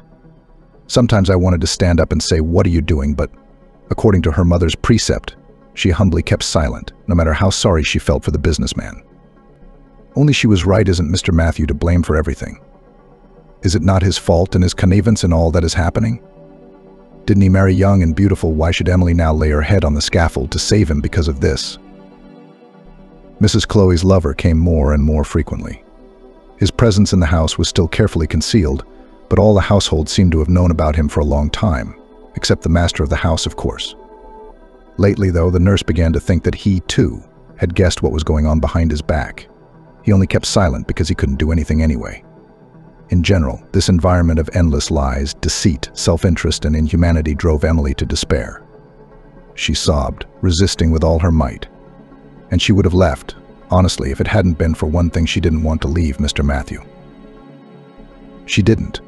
Not even it was his own fault. It was his own fault. It was his own fault that he wanted to marry a mannequin. Auto training didn't help. Nothing helped. Instead of rationality was the usual female heartfelt pity. After all, how long did he have left? Emily knew for sure. Not long. And wasn't it worth stepping on the throat of her own song just to brighten the dying man's last days, to keep him from being sad? To amuse him, to entertain him, to distract him from his sad thoughts. After all, there is no guarantee that the new carer will not just be formal about everything. After all, that's all the landlady asked for. Everything else was already Emily's personal initiative. "No, I can't do that. I will be with him until the end," the woman resolutely summed up all her doubts and metamorphoses. After all, she had a conscience, and then she would have to live with the burden on her heart. What was there to be patient about? At least because of this. At least for the sake of herself and her selfishness. After making the final decision, it was somehow easier on her soul. After all, there was no longer that inner pendulum. Now the nurse saw a clear end in front of her: the death of her patient. And she would be with him to the end. A week or so passed, and everything was going relatively smoothly and calmly. Nothing heralded a new blow and a new calamity. This night the nurse, as usual, did not sleep. Damn this house. It really did give the woman sad thoughts and a depressing effect on her psyche. The nurse tiptoed into Mr. Matthew's room. In the dark she could see well at night, and she could navigate the house very well, too. She felt uneasy, so she decided to visit the old man one more time, as she was accustomed to do. Even if there was no call, she still checked on him. There was nothing to worry about. This time everything was quiet. The man was sleeping peacefully, breathing evenly, not a cause for concern. Emily mentally crossed herself. Thank God, all is well. The thing was, Mr. Matthew was looking worse and worse, and the end was clearly near. Hence the woman's anxious state of mind was only growing. How long does he have left? A week? A month? No one knew how much longer the tired, powerless organism would struggle, but as the nurse exhaled heavily, relief from her heart, at least for a period of time. There was no sleep in either eye. The nurse decided to go down quietly to the ground floor, walk to the kitchen, and get a drink of water. The nerves made her mouth terribly dry. In order not to attract unnecessary attention of the staff, the nurse decided not to switch on the light. Why? She could see everything perfectly well as it was. She was already familiar with almost every corner of the house, except Mrs. Chloe's room on the third floor, of course. Emily had never been there. Still in her thoughts, the woman moved down the stairs, treading carefully, moving as quietly as possible. It would seem that there was no need to hide. She had done nothing of the sort. So much for going to the kitchen at night to get water. But just in case, Emily was used to blending in with the walls in the house. The safest way to live here was to keep a low profile. And just then, on a flight of stairs just between the first and first floors, the nurse heard that there was someone on the ground floor. The sounds of two voices were clearly coming to her. This was strange. The landlady didn't usually come downstairs, and the servants had long been asleep. Who could it be, and how long had it been going on? Emily realized that she might not have heard something, being inside herself, having her own internal dialogue. The people downstairs were arguing heatedly about something, though they were trying to keep it as quiet as possible. The nurse froze in panic, as if she had been caught by someone in the act of committing a crime. A completely incomprehensible and inexplicable feeling. Why all of a sudden? But inside, everything was screaming danger. The body was furiously waving a red flag. Why was this happening? Emily didn't even understand at first what the reason for such a nervous reaction was, and only then logic pulled up following the conclusion that had long since been drawn by the subconscious in the inner voice. Right? This house is all about secrets. Everyone lives in suspense. And what if the mistress found out that the servants had overheard something that should not have touched her ears? There was no doubt about it, the decision would be unequivocal. And the bystander would be thrown out in a flash. Her heart was pounding frantically. A second thought came to her: what if Emily's only fooling herself? What if it's just someone on the staff fighting? Why would she immediately think something bad? The woman, barely containing her anxiety and tremendous inner tension, froze in place and turned to listen. To be honest, she didn't care at all about the interesting conversation, which by its format resembled more of a clarification of relations. She was only interested in one thing: how not to get caught. She reasoned that whoever was there would be better off if the others remained blissfully ignorant of the fact that their conversation had a bystander. The nurse didn't want trouble with any of the residents of the house, not even the maid or the gardener. The nurse had wanted to go up to the first floor and hide in her room. Except that now it was risky. She might make an accidental noise or touch something, or trip. It's always the law of meanness when you're trying to be quieter than water. Don't make a move. It's better to wait. There wasn't much chance of being caught on the stairs. All the house staff lived on the ground floor except for her. Emily lived in the next room to the master, which was reasonable and justified.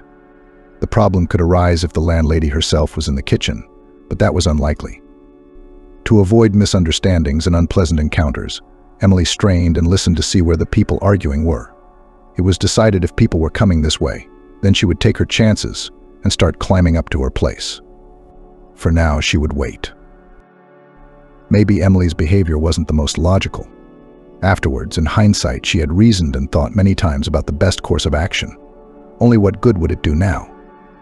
A person who is in constant nervous tension, caught by surprise at night, does not always reason as logically, sensibly, and reasonably as a person in other, more typical and stable circumstances. She could blame herself all she wanted now, but what had been done couldn't be undone. Emily froze on a flight of stairs in complete darkness, listening to the voices that came to her, barely audibly concentrating on the sounds from outside. The nurse immediately recognized the woman's voice. The most frightening theory was confirmed. It was Mrs. Chloe. The male voice was unfamiliar to her, although by the emotional message and the manner of communication between the couple it was immediately clear that this man was the mysterious lover of the mistress. Damn it, she cursed to herself. Her thoughts were racing what to do now? Run or freeze with terror and panic? The carer chose the second option. She turned into a plaster statue, unable to move. Her heart was pounding so hard she thought she could hear it a few meters away. Her head rumbled and her mouth felt even more dry. She was incredibly scared to stay here and scared to run away. Worse, now she heard bits of phrases, some details of the conversation, and a cold sweat broke through her insides. Mother dear. The poor, already terrified woman nearly had a panic attack. Emily no longer had any illusions about her landlady. In the months she'd been in the house, she'd already worked out what Mrs. Chloe really was. But there were limits. Everything has limits. You don't realize how urgent this is, she whispered, trying not to raise her voice. That old goat could die any minute. So what then? A male voice instantly parried. Don't you realize that there's no hurry? He's sick, but not insane, in case you haven't forgotten. And if he guesses, suspects something wrong, what then? Not only will he not sign a bloody thing, but can you imagine our prospects if it all comes out? Like we didn't take risks before. We don't have time for small talk in front of this old bloke now. Do you understand? Mr. Matthew could be finished at any minute. The lover was clearly angry, and he didn't even hide it. The next phrase he said with a burst, even with some aggression, though with a share of some fatigue. "My God, Chloe, and what do you suggest? What do you want exactly?" And the hostess apparently only waited for this. She seemed eager to share her plan. "I'll try to slip him a deed of gift," she said. "Among other documents, of course, to increase our chances of success. We could switch his glasses, for example." As she finished her thought, Mrs. Chloe breathed heavily, so heavily that even Emily could hear it. She was clearly waiting for the man's reaction, what he would say, how he would react. But he was in no hurry to share his opinion. A tense silence hung. "It's a crude idea, but it's interesting," he finally said. "It could work. But will Mr. Matthews sign the papers if he can't see the text? He would never have made such a mistake before." "He would," Mr. Matthews' wife exclaimed confidently. "He just needs the old man to be in the right condition, tired, exhausted. Preferably right after a shot of morphine. I know what the anesthetic does to him. It's not hard now. He's in so much pain that he gets injections several times a day." The lover replied after a short pause with some thoughtfulness in his voice. "Well, yes, perhaps it could work then, but that's only a possibility. Don't forget that there is also a huge risk. He who doesn't take risks doesn't drink expensive champagne and dies poor," the woman retorted angrily. "I'm not ready not to at least try. Have you seen the current will? I'll be a pauper with a pittance to my name." "You're right about that. The benefits and the prospects are tempting." "That's what I'm talking about." "Sweetheart, shall we all go back to the bedroom?" The poor nurse continued to stand motionless. What was she going to do now? The panic inside was only growing. Here now the lovers would go to their main staircase and discover her. Just awful. Stupid. But from panic and from shock, Emily couldn't decide what to do. Just stood motionless, hesitant to do anything.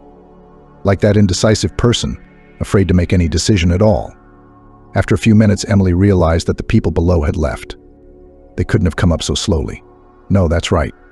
They'd just gone downstairs. Apparently into the garage to climb back up to the third floor undetected by their separate staircase. It's impossible to describe the nurse's emotions at that moment. She almost died of fear. Unable to bear the strain, Emily sank straight down onto the marble staircase. Her legs wouldn't hold up any longer. Her body seemed to have exhausted its last resources. She had a terrible urge to cry, to feel sorry for herself, for Mr. Matthew, for the injustice of the world. A lump came to her throat. It was probably at least 20 minutes before the nurse forced herself up with a willful decision. She had to at least make it to the kitchen, to finally get a drink of water. She was literally dying of thirst. Climbing down the stairs on woozy, still naughty legs, Emily drank a liter of water in a gulp. She couldn't get drunk and she couldn't catch her breath. The woman was scared as it was, but this incident of eavesdropping on a conversation was crossing all possible boundaries. There was only one question: God, what am I going to do about this now? Emily was angry with herself. She had to be in this place at this minute. Ah, with what happiness she would have remained in ignorance. Who would have known why she needed someone else's problems? And what to do with this knowledge now? Only unnecessary torment and remorse. There's no real way out. It is necessary to admit, at least to herself, she was in a hopeless situation. There's nothing she can do. Who will believe her? It's word against word. Only Mrs. Chloe's word would be more authoritative, more meaningful. And then who would believe her? A simple carer. It seemed the most sensible course of action was to just stay out of it, to forget this night's incident like a nightmare. Nothing had happened. After all, it would be better that way, and rightly so. Since that damn night, Emily had been walking around the house like a shadow. She'd been careful before not to have contact with anyone except Mr. Matthew. Not to be seen by anyone. Not now. When she heard her mistress's voice, the nurse tried to get away immediately. She was afraid that Mrs. Chloe would know from the look on her face that she was aware of it. The woman knew well enough that she was not a very good actress. Perhaps the fear was in vain. But why test fate? She tried to forget about that unfortunate, accidentally overheard conversation between lovers. To be honest, Emily wasn't doing a very good job. Her thoughts kept revolving around one topic. She kept trying to figure out how to proceed. Should she listen to her conscience or be coldly calculating? She was desperate to consult her mother. Mrs. Mia always knew how to find the right approach, the right words, but how to tell her over the phone was impossible. It's only Thursday night. There's still a lot of time before the next day off. What if Mrs. Chloe plans to do her dirty deeds before then? Or worse, in the absence of a carer? Obviously, a decision had to be made. Only Emily was having a complete paralysis of will here. An unbearably difficult choice. She wanted very much to shift the responsibility for the decision to anyone else, but not to take this huge burden on her shoulders. Emily was very angry at herself, at the fate that had put her in this position. Certainly at her lover, yes, even at Mr. Matthew. On Friday morning, out of the blue, the landlady announced to Emily, "Mr. Matthew needs a routine checkup at the clinic. Then we have business to attend to. So you're free until 5 this evening." "Are you sure you won't need me? You won't need any help?"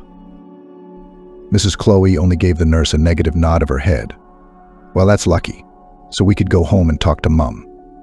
Emily didn't know what kind of reaction Mrs. Mia was expecting. To put it bluntly, she needed the advice to put the responsibility on someone else's shoulders. Emily expected to do exactly as her mother suggested. She was sick of thinking about it herself. How tired she was of the house, the dying patient, the constant worry. And this situation, she wanted to get away from it all, to rest, to take time out. Mrs. Mia, listening to her daughter's detailed account, gasped, "Emily, I don't even know what to advise you. It's like a vicious circle. You don't even know what's the best thing to do." "I don't know either," Emily said. "I wish I could just walk out of there and never come back. But how can I leave Mr. Matthew? It would be a betrayal." "Oh, I don't know. What if you interfere? Have you thought about what it might do to you?" "Let's be reasonable and objective," Mum urged. "There's a very good chance that you'll achieve nothing but suffer in vain." The nurse listened to Mum in silence.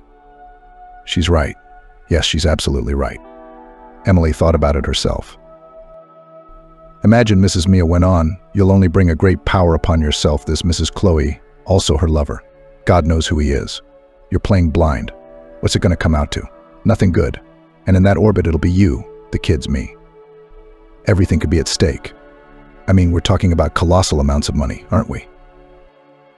"Mum, I know all this," Emily exclaimed.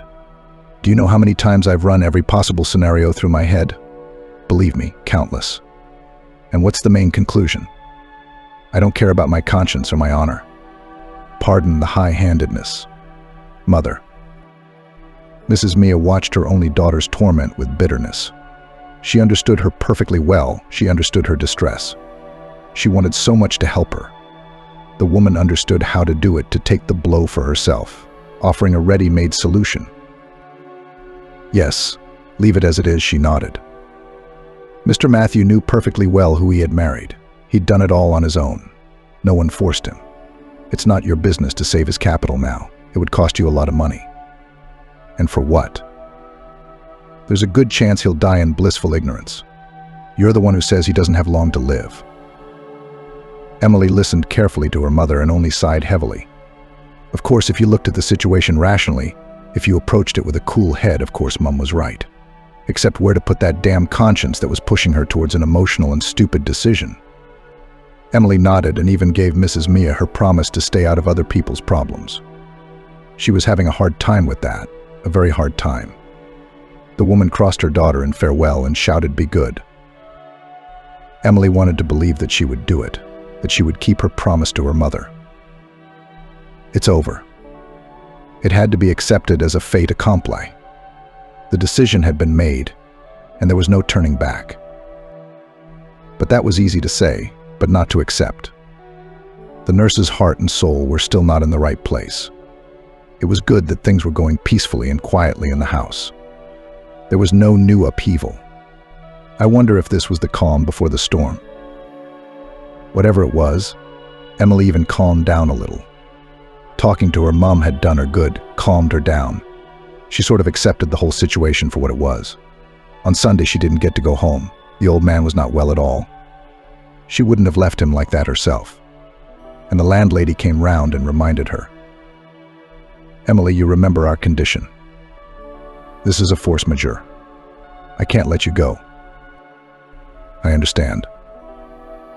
Of course I'll stay with Mr. Matthew. Don't worry, Emily replied. There was a moment when the woman thought, this is the end, but the patient's condition suddenly improved. Emily's joy was genuine.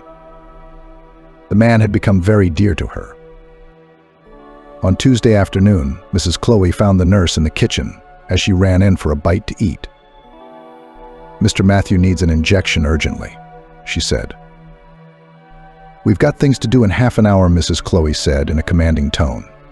There's no way we can put them off for a couple of hours. You may be excused, but be at home just in case.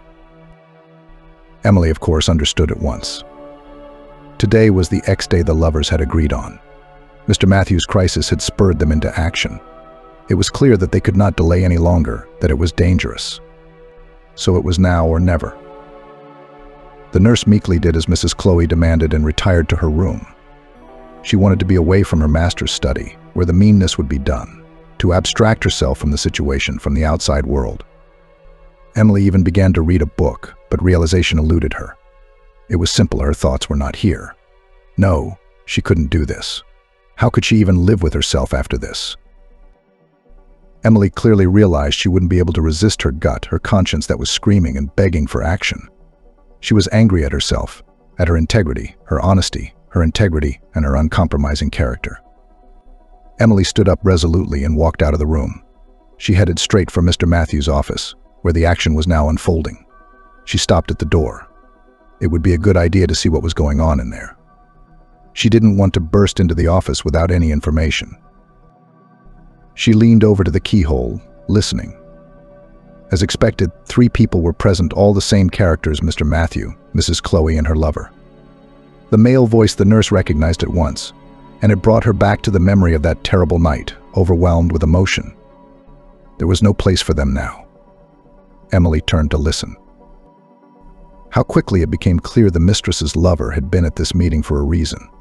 He was, as it turned out, also Mr. Matthew's notary. What a simple mystery. Now the lover's plan was clear. Mrs. Chloe sang in a sweet voice to her ailing husband. Darling, but you do realize that this is a very good deal. The benefits will be enormous. You can't pass up a chance like this. It's just stupid. The old man obviously listened, as he was in a kind of prostration, which is not surprising if you remember about the recent horse dose of anesthetic. But the businessman tried not to show it. I've read the CFO and development director's reports. Yeah, you're probably right. It's a nice piece of business. I think we're very lucky. It's all ready to go, Mrs. Chloe said. Michael's prepared all the documents. They just need to be signed, just like we agreed. Well, let's sign them. The businessman exhaled heavily. This business conversation was given to him with obvious difficulty in overcoming.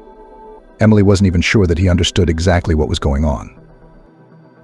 Emily was jolted by the next question Mr. Matthew asked. Look, what's wrong with my glasses?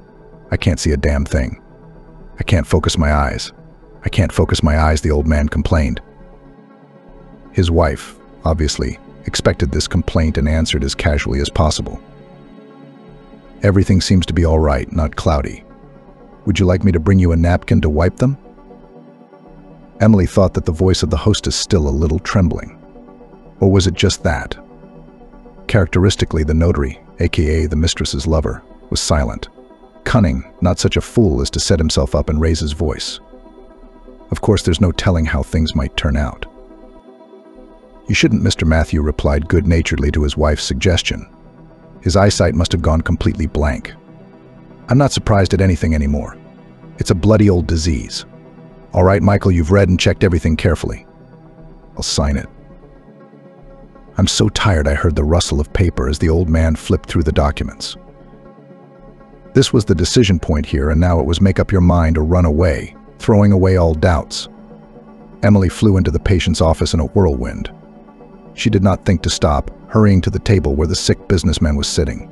From surprise, the hostess at first even shrieked. Of course, her heart had probably frozen in anticipation of a huge score. And now this surprise. "What's going on here? What do you think you're doing?" Mrs. Chloe shouted in an angry voice.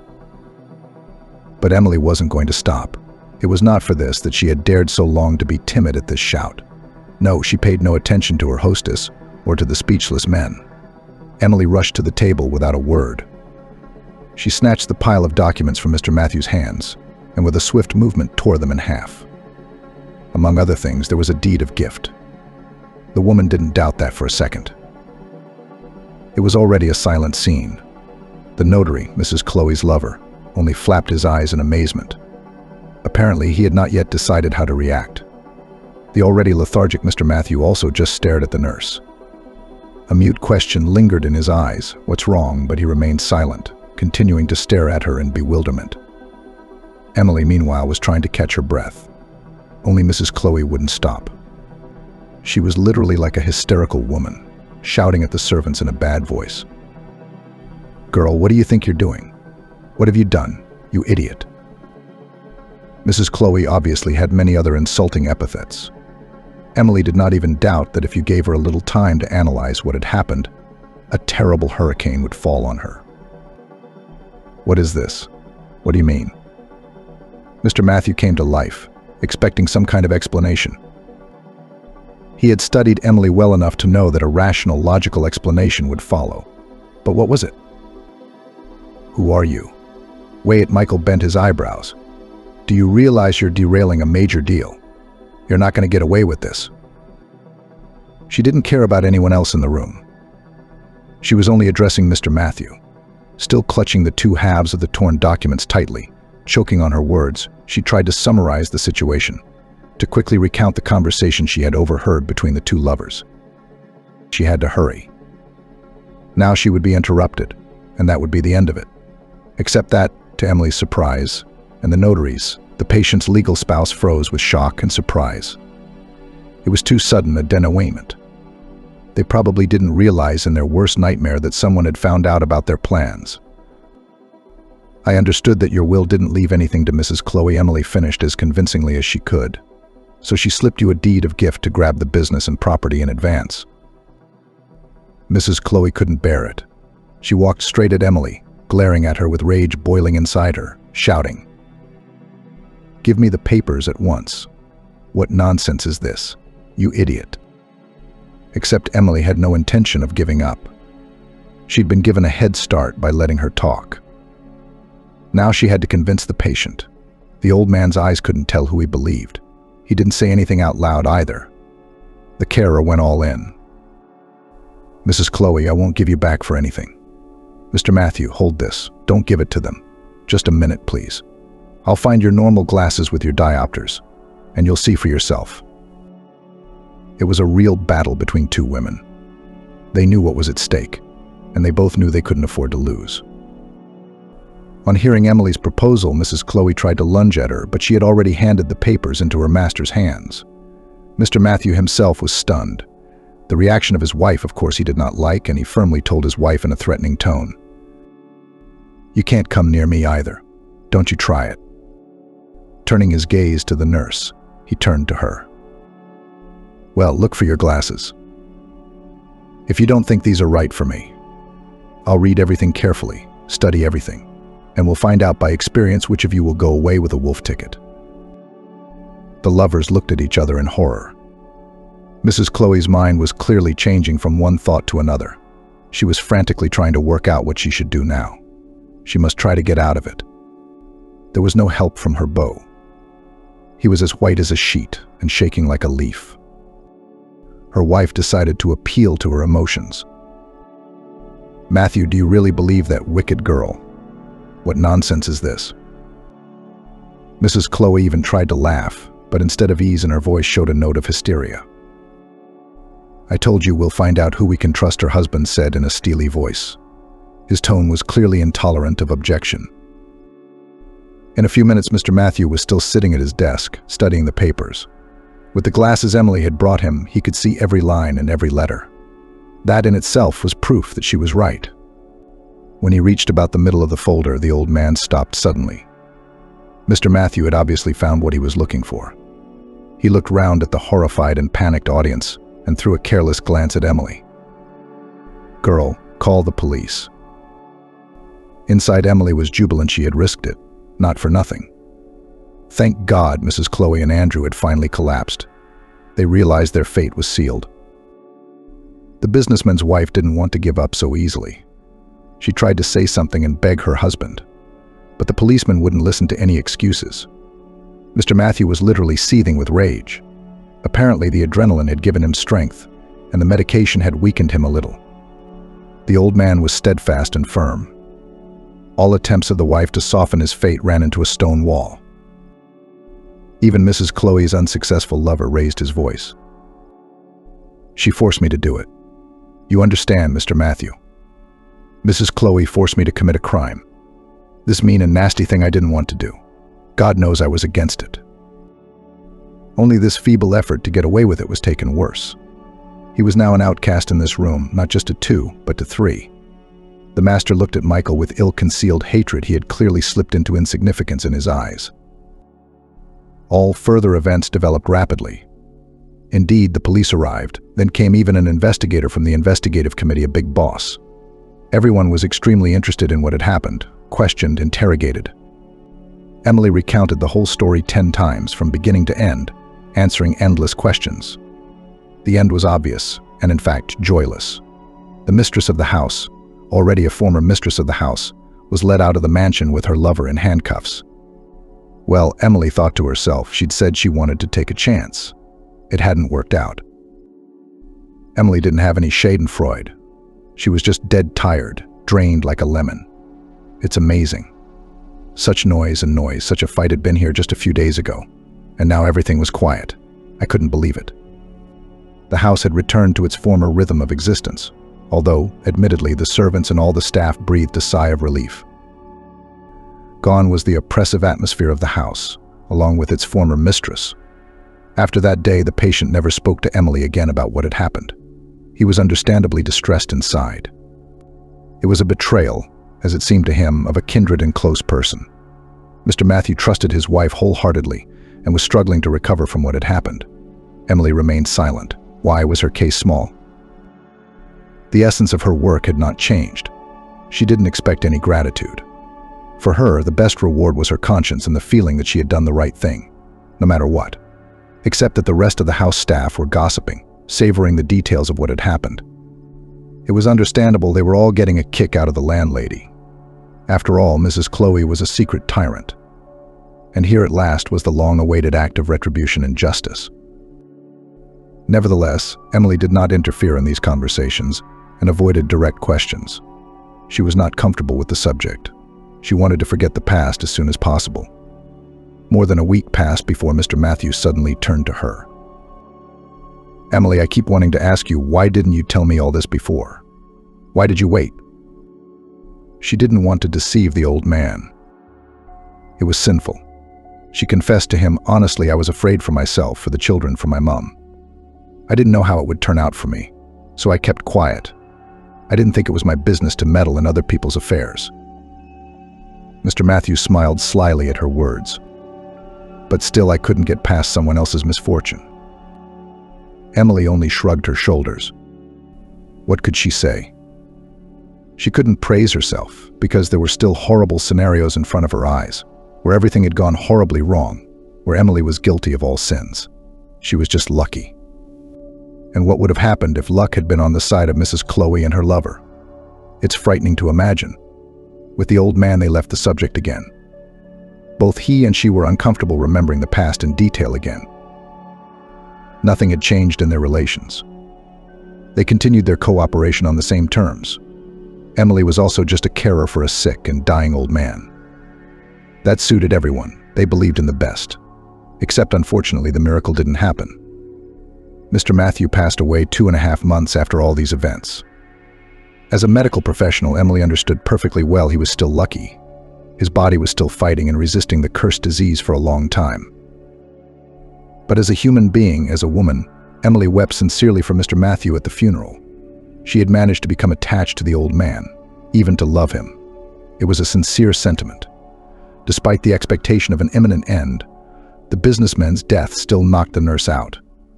She experienced his departure as the death of a beloved relative. A fortnight after the old man's funeral, she received a phone call. It was Mr. Matthews' trusted employee, and he stunned her by telling her that the patient had left Emily half of his fortune. From confusion and surprise, she at first took the news as a silly joke. What nonsense. It can't be, but the documents confirmed the man's words. It was exactly like that. At last the old man decided to ennoble Emily, who did not remain indifferent, who risked herself. It was a real shock. Emily was sad and happy at the same time. It was wonderful that she could now afford to take care of her children, to provide them with a decent future and education. But what a pity for the old man. Emily prayed for Mr. Matthew every night. Her sincere gratitude knew no bounds. Amazing and incredible. You never know where you will find and where you will lose. Life is an amazing thing. No matter how you spin it,